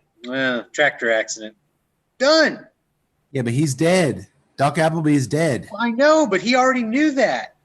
So he's already got all the stuff. I mean, everybody's connected in the town. Who's gonna question it? It's a very Scooby-Doo type of death. He could have just plugged him with a shotgun. Yeah. Or I'd say the last 5 minutes of any 1960s Batman episode kind of death. Yeah. To your point, you raised some good questions there, Yak Boy. I will just say this. Koyaanisqatsi. Not really a good answer, but hey. Isn't it one of the hipster sodas that you can get at a Torchy's Tacos? Right next to the Mr. T. Like rather than a Coke, it's a Koyaanisqatsi. I'll take some vegan queso with some nothing chips and give me a medium Koyaanisqatsi. No ice. No ice. Actually, I've been trying the new Koyaanisqatsi Zero, and I find it quite good. It sounds delicious. Wait a minute. Is that the one without the corn syrup? I don't want any of that. No, it's actually without the Koyaanisqatsi. It's just an empty bottle. It's just a cup of oxygen. Well, the perfect plan is going perfectly until, of course, Sheriff Blaine heads off early to attend the town hall meeting to address the concerns about our lovely children. Leaving Garrett and Red Bear, he just had to stick around for 5 minutes to see this thing work. Leaving Garrett and Red Bear ample time to break free of their restraints and avoid being chopped to bits by the enormous piece of farm equipment that was supposed to chew them up. And bad guys always leave too early. Yeah, boy, what is that giant thing that's driving towards them? A combine. A corn husker. Combine. A combine. Combine. It is, yes, there to harvest corn. The stalks get up, strips off the ears of corn, throws that into the bin, shreds everything else, and spits it out the back. I think combines are great horror machinery. Oh, they are. Yeah. Yeah, it looks really good. And isn't that crazy that you trust a big machine like that with your entire crop to not like actually eat up the corn? Like if it did something wrong, mankind's created some cool shit over the years. combine being one of them. TNCC is pro combine. I like combines. Combines are pretty fancy nowadays. Do you like the NFL combine? I think that's a different thing. So does that just pick up the players and spit them out? Shakes them, yeah, shakes them, and then like throws them out there. Tears their clothes off? Like, how does that work? We'll talk after the show about that one. Over at the bed and breakfast, Mordecai and some others kidnap Angela for the big sacrifice they have planned for that evening. That tracks, as not only is she older than 18, so she needs to die, we did see her sinning most vigorously with Garrett. So that's double whammy. She's old and she's fornicating. They don't like that kind of stuff. See, that only goes to show you, don't be nice. Don't adopt a kid that might have potentially killed an entire town. Yeah, but I think we encourage adopting kids that don't do that. Yeah, I mean, you do want to do some vetting, but, if there's a chance that they might have been involved in an entire town slaying, you might want to pass on that one. Yeah. Agreed. That's wisdom. I'm bringing anyone into my home. I'm going to do a little vetting.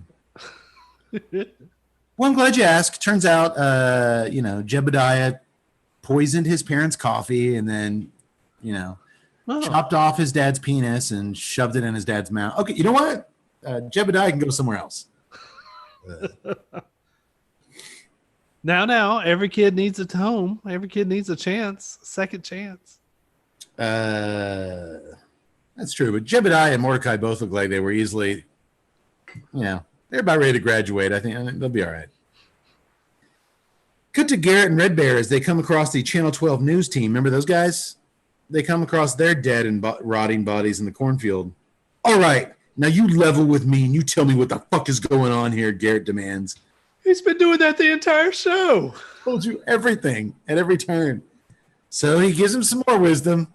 Einstein was right, the doctor says. We didn't evolve out of random chance. There's a higher power controlling all of this.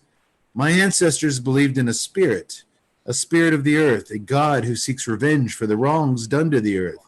This is what's happening. Ah, bullshit. That's your answer. That's your answer. I'm just going to stop giving you answers. That's your answer, that God did this, that God's pissed. You got a better one? Doctor, that's what Frank Red Bear finally says. All right, genius, you tell me what's going on here. I think at this point you're right, Ted. He quits answering any of Garrett's questions.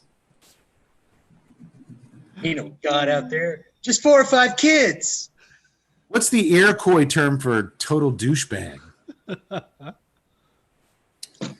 Koyana sloppy. Koyana sloppy? Koyana sloppy.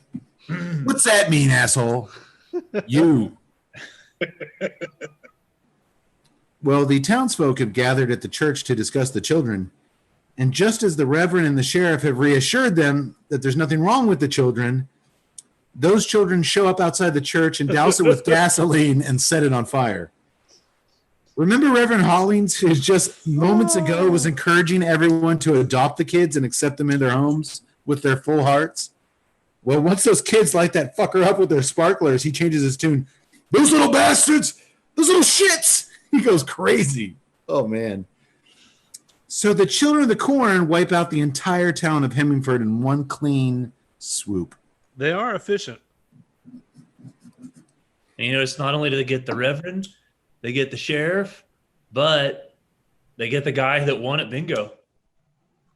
Oh, so he really lost. Yeah.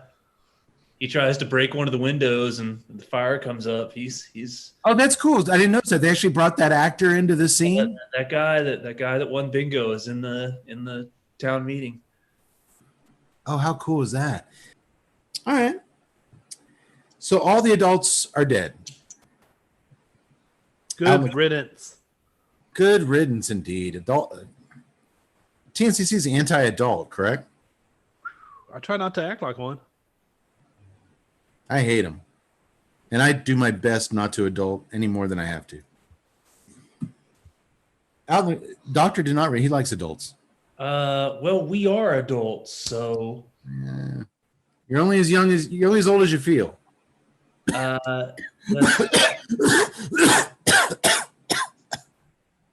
That's true. I believe in that, but unfortunately, we are adults, so I don't hate myself. I don't hate you guys. I do hate when I have to behave in an adult manner, but unfortunately, that's most of the business day. Well, portions of the business day. Well, it keeps shrinking. There's some times where I have to say some things, and out in the cornfields, Micah tells his troop that the burning church is the funeral pyre of those that have poisoned our world. All the adults are gone. He then orders Danny to take charge with the first round of sacrifices for he who walks behind the rose. Yep. Micah has captured both Angela and the beautiful Lacey. And he commands Danny to first cut out Lacey's tongue. Oh, man, he loved that tongue in his mouth. And then her heart, for she is the first to be sacrificed to he who walks behind the rose. No. Each drop of their blood shall nourish the seeds of new life. Let the new harvest begin. We are one. We are one. I'm out. I don't want to be part of your cult no more. So at this point in time, even though they're going to kill you, you would not do what you had to do to... I would like to think that if I was in young Danny's position that I'd go down swinging. Now, I don't know. I might go down screaming like a little girl through the cornfields. That's probably what's going to happen. Oh, I thought you meant go down swinging like chopping Lacey's head off. No. I'm with Todd. I wouldn't have killed Lacey. It's 50-50 on whether I would have been a hero and tried to cut her free and run off with her, or whether I would have just take off and fled like a bitch. I'm not just, it could have gone either way. I'd like Tut, I'd like to think I would have thought, man, I'm going to do the right thing, and she's hot, so I'm going to cut her free.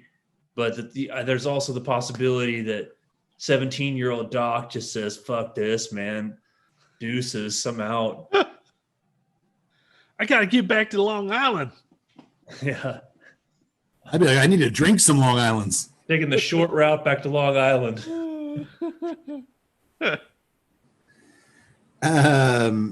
Well, that's not how this plays out at all. Garrett and Red Bear break up the party with their giant motorized combine. And in the confusion, Danny cuts Lacey loose and they take off running. So he does run off like a bitch, but he takes her with him. That's okay. Garrett jumps out and starts to fight the children. Finally, something he can get into. Punching kids. Even kids. I, a 45-year-old overweight, out of work report. 35-year-old overweight. Here's something I know a little bit about. Come here, you shit. Let me punch some small children. He's picturing Danny's face on every single one of them. This is why your mom left us. When he starts punching these kids, Mordecai throws a corn spear at Garrett. And to his shock and amazement, Garrett catches it and throws it right back at him, driving it all the way clean through Mordecai's body. Dude, Jack Burton. How does Garrett have Jack Burton reflexes? It's all in the reflexes. A little fucker shoots Red Bear with a bow and arrow, killing him, which is sad, as he was, as we said, the only likable character in the entire film. And of course, he shot him with a bow and arrow. I mean, come on. That's kind of, yeah. Again in 1992. That'd be funny if Red Bear was like, dude, Red Bear's like, remember me as a bad stereotype. Remember me as the only Native American actor who would take a paycheck for this movie.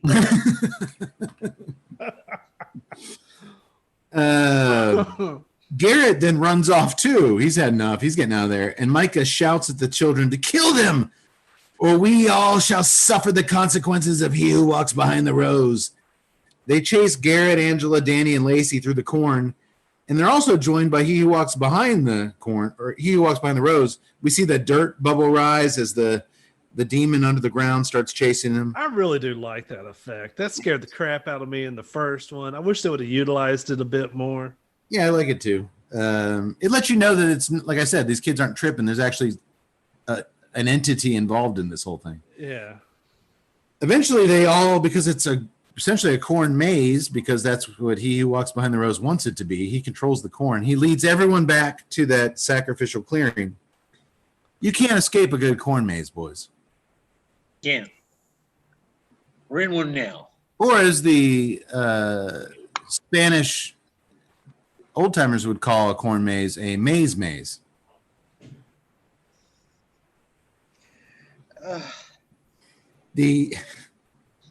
I wish he'd shut his maze hole.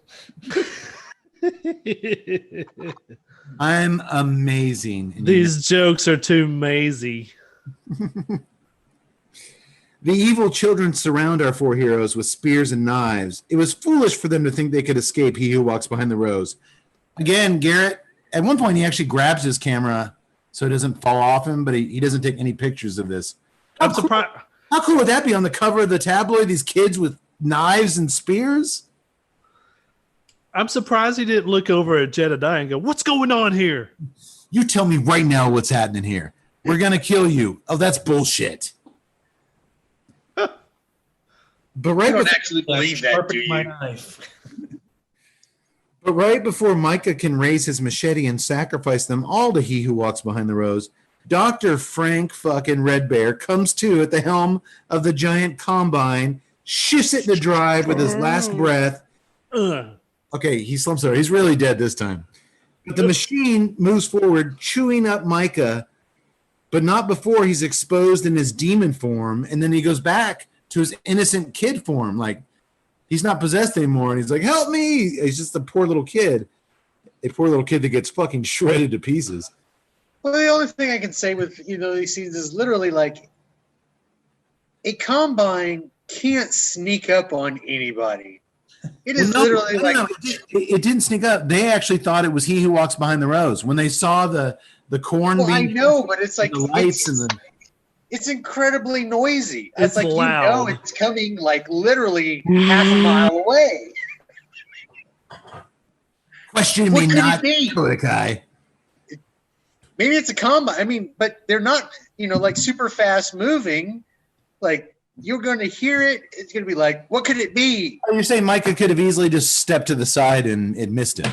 Or Yes. at least like 4 steps. Well, maybe he was getting his just desserts for kissing those girls and listening to those Warrant albums. Yeah. He wants you too, Jedediah.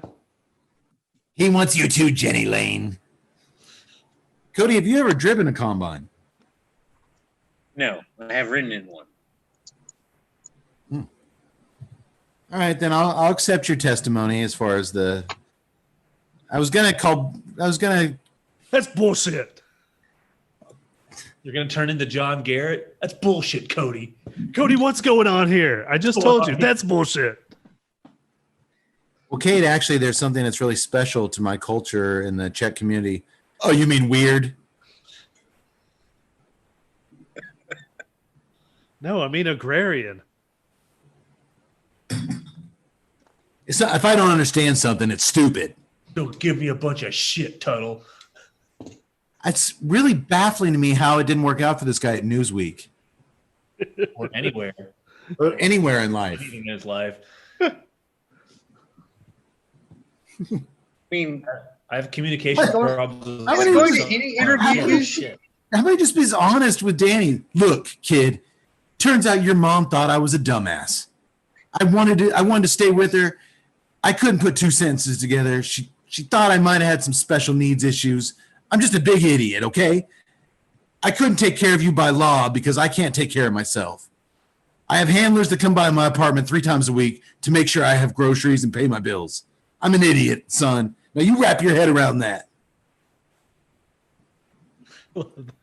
You wrap your head around that. Damn. So my dad's special. And he got laid before me in this movie. Well, maybe. Dude, Angelo's over there like, wait, man, what? You have someone to pay your bills for you? What was that about your handlers? Don't worry about it, baby. All right, well, all hell suddenly breaks loose with the roarous thunder and the blue lightning that we saw earlier, the church choir chanting, the children singing and giggling, not the actual children in the scene, but the sound design. Everyone else scatters around like geckos when the light turns on. A gas leak in the corn shredder, or the combine of all things, causes the whole clearing to explode. I'm going to call weak sauce on this.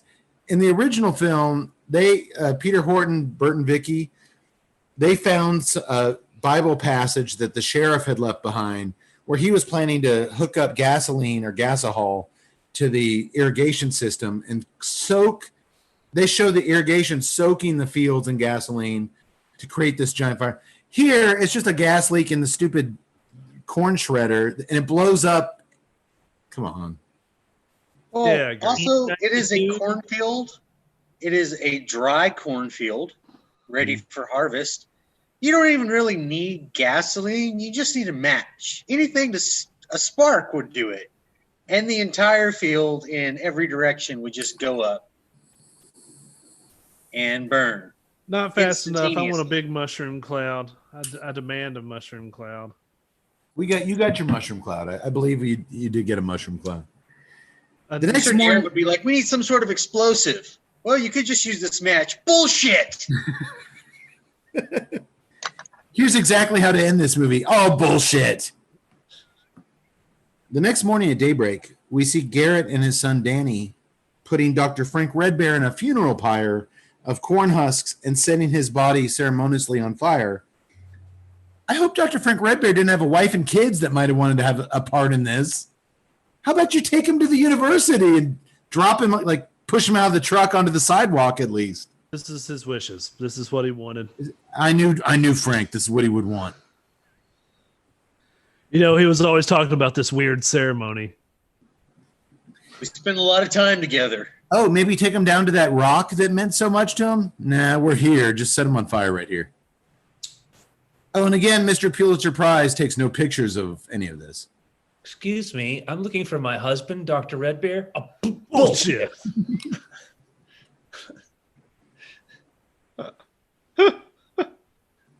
Look, lady, I don't want you causing any trouble. If I keep going on the path I am, next week they're going to start letting me use knives at the dinner table. That's a big step for me. Now, you wrap your head around that any way you can. 35 years, I've only been spoons and forks. I'm about to get a butter knife. I'm not going to let you screw it up for me. I like how we've turned Garrett into just a... I don't think we turned him into this. I think you kind of did. He was already this way. No, I think they wrote him this way. It was an easy A, B, C, D. It was an easy tradition to follow for me. Danny asked Lacey if she meant what she said. Before he was about to kill her and chop her tongue out, she told him she loved him. And she says, yeah, well, I would have said anything to get out of that sticky situation. But we'll talk about it once we're in New York. She's going to ditch him for Derek Jeter the minute they get there. As they all climb into Angela's convertible Mustang, which is conveniently parked in the middle of the cornfield, it's just waiting for him with the engine running. Angela asks... Can we make sure that the funeral pyre burns all the way down and there isn't like a corpse left? No. Nah, bring that car right on up here, honey. You hear, Frank Redbear? I'm not dead. What was that, Garrett? It's nothing. There's still a chance to save me. Let's get out of here. Bullshit. It was that mold stuff that burned my pair of Dockers. I still got to go by JCPenney and get a new pair. My helper takes me to JCPenney once every 2 weeks. She says, Angela asks Garrett, what do we do about the children? To which Garrett replies, we tell their story and we let the healing begin. Then he looks to Danny. It's not too late for that, is it? And Danny says, no, it's not too late for that at all. You're all right, Dad, as they drive off. The end. Well, it would be the end. But there's a super fucking cheesy epilogue where we see Dr. Frank Redbear's spirit ghost dressed in a Halloween store Indian outfit with some costume writing all over it. He goes to the Mystic Boulder down the creek through the smoke. Oh, it's so corny. I guess despite the unceremonious death of these white people burning him a lot, in the thing, he's on to the afterlife, I guess. That is the end. That is the end. I'll say this, as far as the ending goes, little kids were pushed to the ground, and that stopped their apocalyptic crusade. Like, these kids were hell-bent on killing everybody. One shove into the dirt, and they're like holding their knee, and all right, we're done. We'll stop being evil now. But man, I just can't get over pretty good production values, pretty good kills. That Combine having a gas leak, that's just weak sauce to end the movie on that. Right? Am I the only one? It doesn't bother me. I think you're overthinking Children of the Corn too. That's my opinion. Could be. It could be. That never really bothered me. I mean, this is a movie that does it get the right look? Does it get the right feel? Nitpicking any parts of the script and stuff like that. I mean, yeah, it's fun. It's what we're going to do. But the main overall thing is, what did this movie look like? How did it feel? Did it do what it accomplished to do? And in my opinion, it did. I love it. It's one of my favorite horror sequels as far as the big franchise series. And it's like we mentioned earlier, at this point, it is a franchise. Yeah. We still get one of these every 2 or 3 years. It's my favorite of the Children of the Corn bunch, and this was fun talking about it. I don't imagine we'll revisit with all the other movies out there. I don't imagine we'll ever revisit He Who Walks Behind the Rose, but I'm glad we did this one. It was fun. Yeah. Who knows? Yeah, I might actually revisit the original and revisit the sci-fi one. On my own time. Those were, like I said, I revisited the original in preparation for this one, and that sci-fi one had some really cool stuff going for it. Those would be the way to go. I would say that God bless them for cranking them all out the way they did, but I would say all those direct-to-video sequels that followed Children of the Corn 2 are just not worth it. Yeah. And what sucks is I really want to that one where Isaac from the original film, John Franklin, is that his name? Where he comes back. I've actually seen it at least twice because I'm like, oh man, bringing Isaac back, that's got to be. But because we're us, both times I was drinking. So the first time I was drinking, I watched it, and then I didn't really remember too much about it. So then like a couple years later, I'm like, I know I watched that, but we'll watch that again. You got to have a few drinks. I still can't tell you anything about that goddamn movie, but I can tell you, after 2 viewings, even drinking, it was bad. Yeah, I feel like I've had the same experience, and I think it had more to do with just it being a bad, confusing movie rather than binge drinking being involved. Well, boys, that was fun. Real quick, before we let you guys go, we will be back in 2 weeks with another entry into our horrific, spooktacular drinking extravaganza, March to Halloween. We will not this year be doing a Friday the 13th movie. We've already done one this year, I believe. Mm-hmm. I think we did part 4 earlier. I think so. But I got some shit in the mail today that I just have to. What'd you get? I got my birthday present, Tut. Oh? Scream Factory has released the Ultimate Friday the 13th remastered Blu-ray collection. This thing is beautiful. Oh my goodness. All 12 films remastered from the original all the way to the remake several years ago. It has part 2 in its uncut glory, which no one has ever seen in almost 40 years. It's a beautiful, beautiful, massive box, which I start digging into this weekend. And then on top of this mother scratcher, I don't know if it'll show. If you're not watching us on YouTube, you should probably tune in there now. It also came with this beautiful 40th anniversary. Oh man, look at that. That's good. Poster. Like it. I mean, the colors are gorgeous, but that alone, you might have nowhere to, because I'm not in college anymore. I have nowhere to hang this shit. But this lithograph featuring all of the Jasons. Nice. I like it. Dude, it is. Now I'll just keep it on this side of the mic. It is gorgeous. And this will be going up in the corner of No Hope somewhere. It is. It features everyone from Jason X in space to 1, 2, 3, 4, 5, 6, 7, 8. It's just, they really went all out with this set. And I have not watched the early Friday the 13th in years. And I'm really looking forward to, it's going to be my personal goal, my personal march to Halloween. I'm going to watch every single, excuse me, Friday the 13th film from 1 to remake. And I'm excited. Yeah, that's a good haul right there. That's a good haul.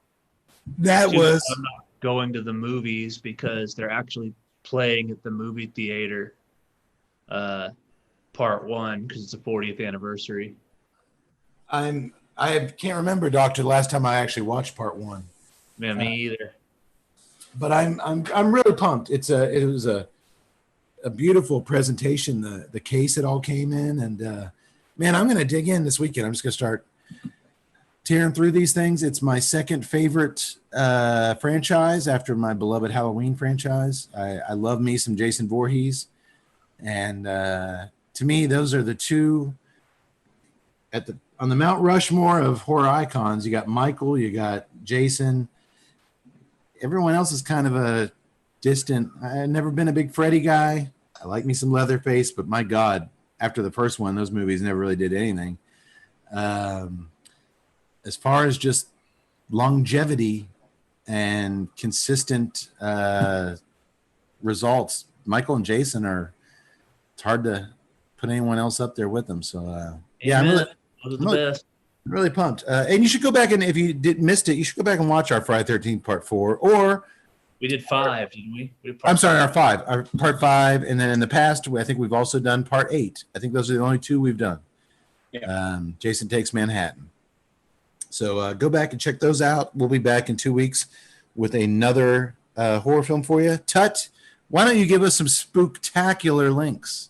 All right, hold on to your britches, because if you join us at TNCC Cast on Twitter, or you go over to see all the spooktacular photos on Instagram at TNCC_podcast, and to get all the thrills and the chills, subscribe to us at YouTube, Tuesday Night Cigar Club. You can find us on Facebook, Tuesday Night Cigar Club.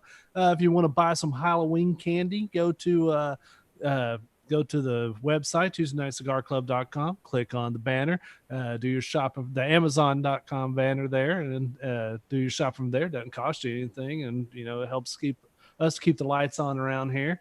And also, if you want to get yourself some spooktacular treats, then go to the TuesdayNightCigarClub.com website, click on the Famous Smoke Shop banner. It'll automatically put in a very spooky code, TNCC20. Do your shopping from there, and if you spend $100, you get $20 off. That's 20%. That is a horrifying discount. Ah. And I noticed that the doctor did not hold on to his britches when you started giving those links. He's not wearing any. Gotta wear them to hold them. Well played, sir. Well played. Thanks, everybody. Hope everyone is staying safe. Probably we'll have 2 more of these. That's the goal. Right. Before Halloween. It's our favorite little stretch of shows, so I want to squeeze them in there while we can. And I promise by next episode we'll squeeze the doctor into a pair of pants. I promise. Maybe. I make no promises. Bullshit. Bullshit, he's not wearing pants. Get him into a pair of those Garrett Dockers. And by the way, if you have a doctor who wears Dockers, get a different doctor. That's my wisdom. That's my Frank Red Bear wisdom of the night. Okay. If you're in a doctor's office and your doctor's wearing Dockers, go to a different doctor. Dockers happen to be the high quality, expensive dress pant. Yeah, I don't know what your hate on Dockers are for. He could have gone a lot worse. He could have had like some generic, different type of business casual pants on. In fact, I think he probably did. The Dickies slacks. I can respect a man who wears Dickies. Not the slacks, though. Dockers are actually very pricey pants. You have to go to like a Macy's to get you some Dockers. No, doctor. They're at JCPenney. They don't. They cost you a bit.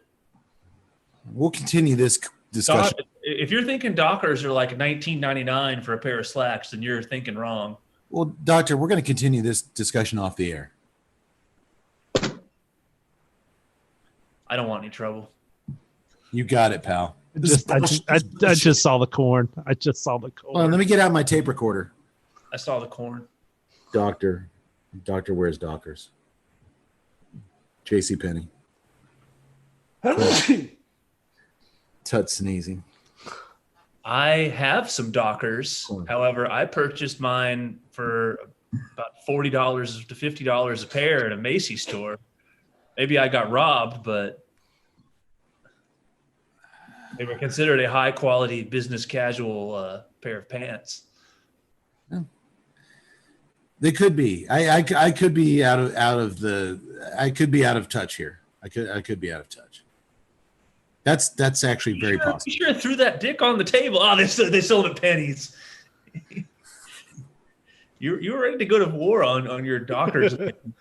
This is my hill. I will make my stand here. And I'm not going to buy. You know what I'm going to say? You got bamboozled with those $60 Dockers. I said 40 to 50, but that was a long time ago because I haven't worn Dockers for some time, obviously. Well, let's just all agree that no one in the TNCC is wearing them anymore, so we can just move on. I can't make that. Can't make that a. You're wearing Dockers, Tut? No, but I can't say that I will never wear Dockers. Sometimes you just need to be business casual. Yak boy, I didn't see this going here. Do you own Dockers? I do not. Okay. You and I are the only ones, apparently. Well, some people are required occasionally to. I'm not saying don't wear dress pants, and I guess I'm not. I didn't realize I had these feelings about Dockers, and I want to apologize to anyone out there wearing Dockers listening to the podcast. If you're in your car and you made it through 3 hours of Chewing the Corn 2, and you're like, man, that was a great show, boys. I love this. Oh, wait. Talk shit about my pants? I'm sorry. Love these pants. I love these pants. I love my Dockers. I like it when the manufacturer puts the crease in it for me. I don't have to worry about doing that myself. It's there. They have a And flat front option where you don't have to wear creased pants. That's right. That's right. There's also some wrinkle-free. I love the wrinkle-free. I bet they have lots of. Go ahead and stand my ground. You don't know what you're talking about. Dockers are a high-quality business casual wear. Bullshit. What about those commercials where the guys are just talking about their Dockers and just loving their Dockers, and they If you're just some kind of sap who sits around and believes that what happens in commercials is a representation of real life, that says more about the viewer than reality. Doctor, that was a Seinfeld reference. He gets into an argument with this girl he's dating because he makes fun of a Dockers commercial, and she knows guys like that, the guys in the Dockers commercial, and she gets really offended that he's making fun of the Dockers commercial, and they break up over a Dockers commercial. And I only brought that up because I was watching. By the way, ladies and gentlemen, this is the last episode of the Tuesday Night Cigar Club. Yeah, you know what? It's the whole shit house is burning down in flames because of fucking Dockers. This is what tears us apart. A pair of slacks, if you can call them that. Comfortable slacks. I love you guys, and for God's sake, wear whatever business casual attire you want. I don't give a shit. To each their own. We don't judge here at the Corner of No Hope. We just hope you enjoy what we do, and hopefully you had a good time tonight. So we'll see you again in 2 weeks. You still got plenty of time to get out there. Or actually, you don't. This week was the deadline to register to vote. So hope you got out there and did it. Hope you will go out there and do it. More on that later. But in the meantime, hang in there, and we will see you in 2 weeks. May the wings of liberty never lose a feather. Sayonara, cornholes.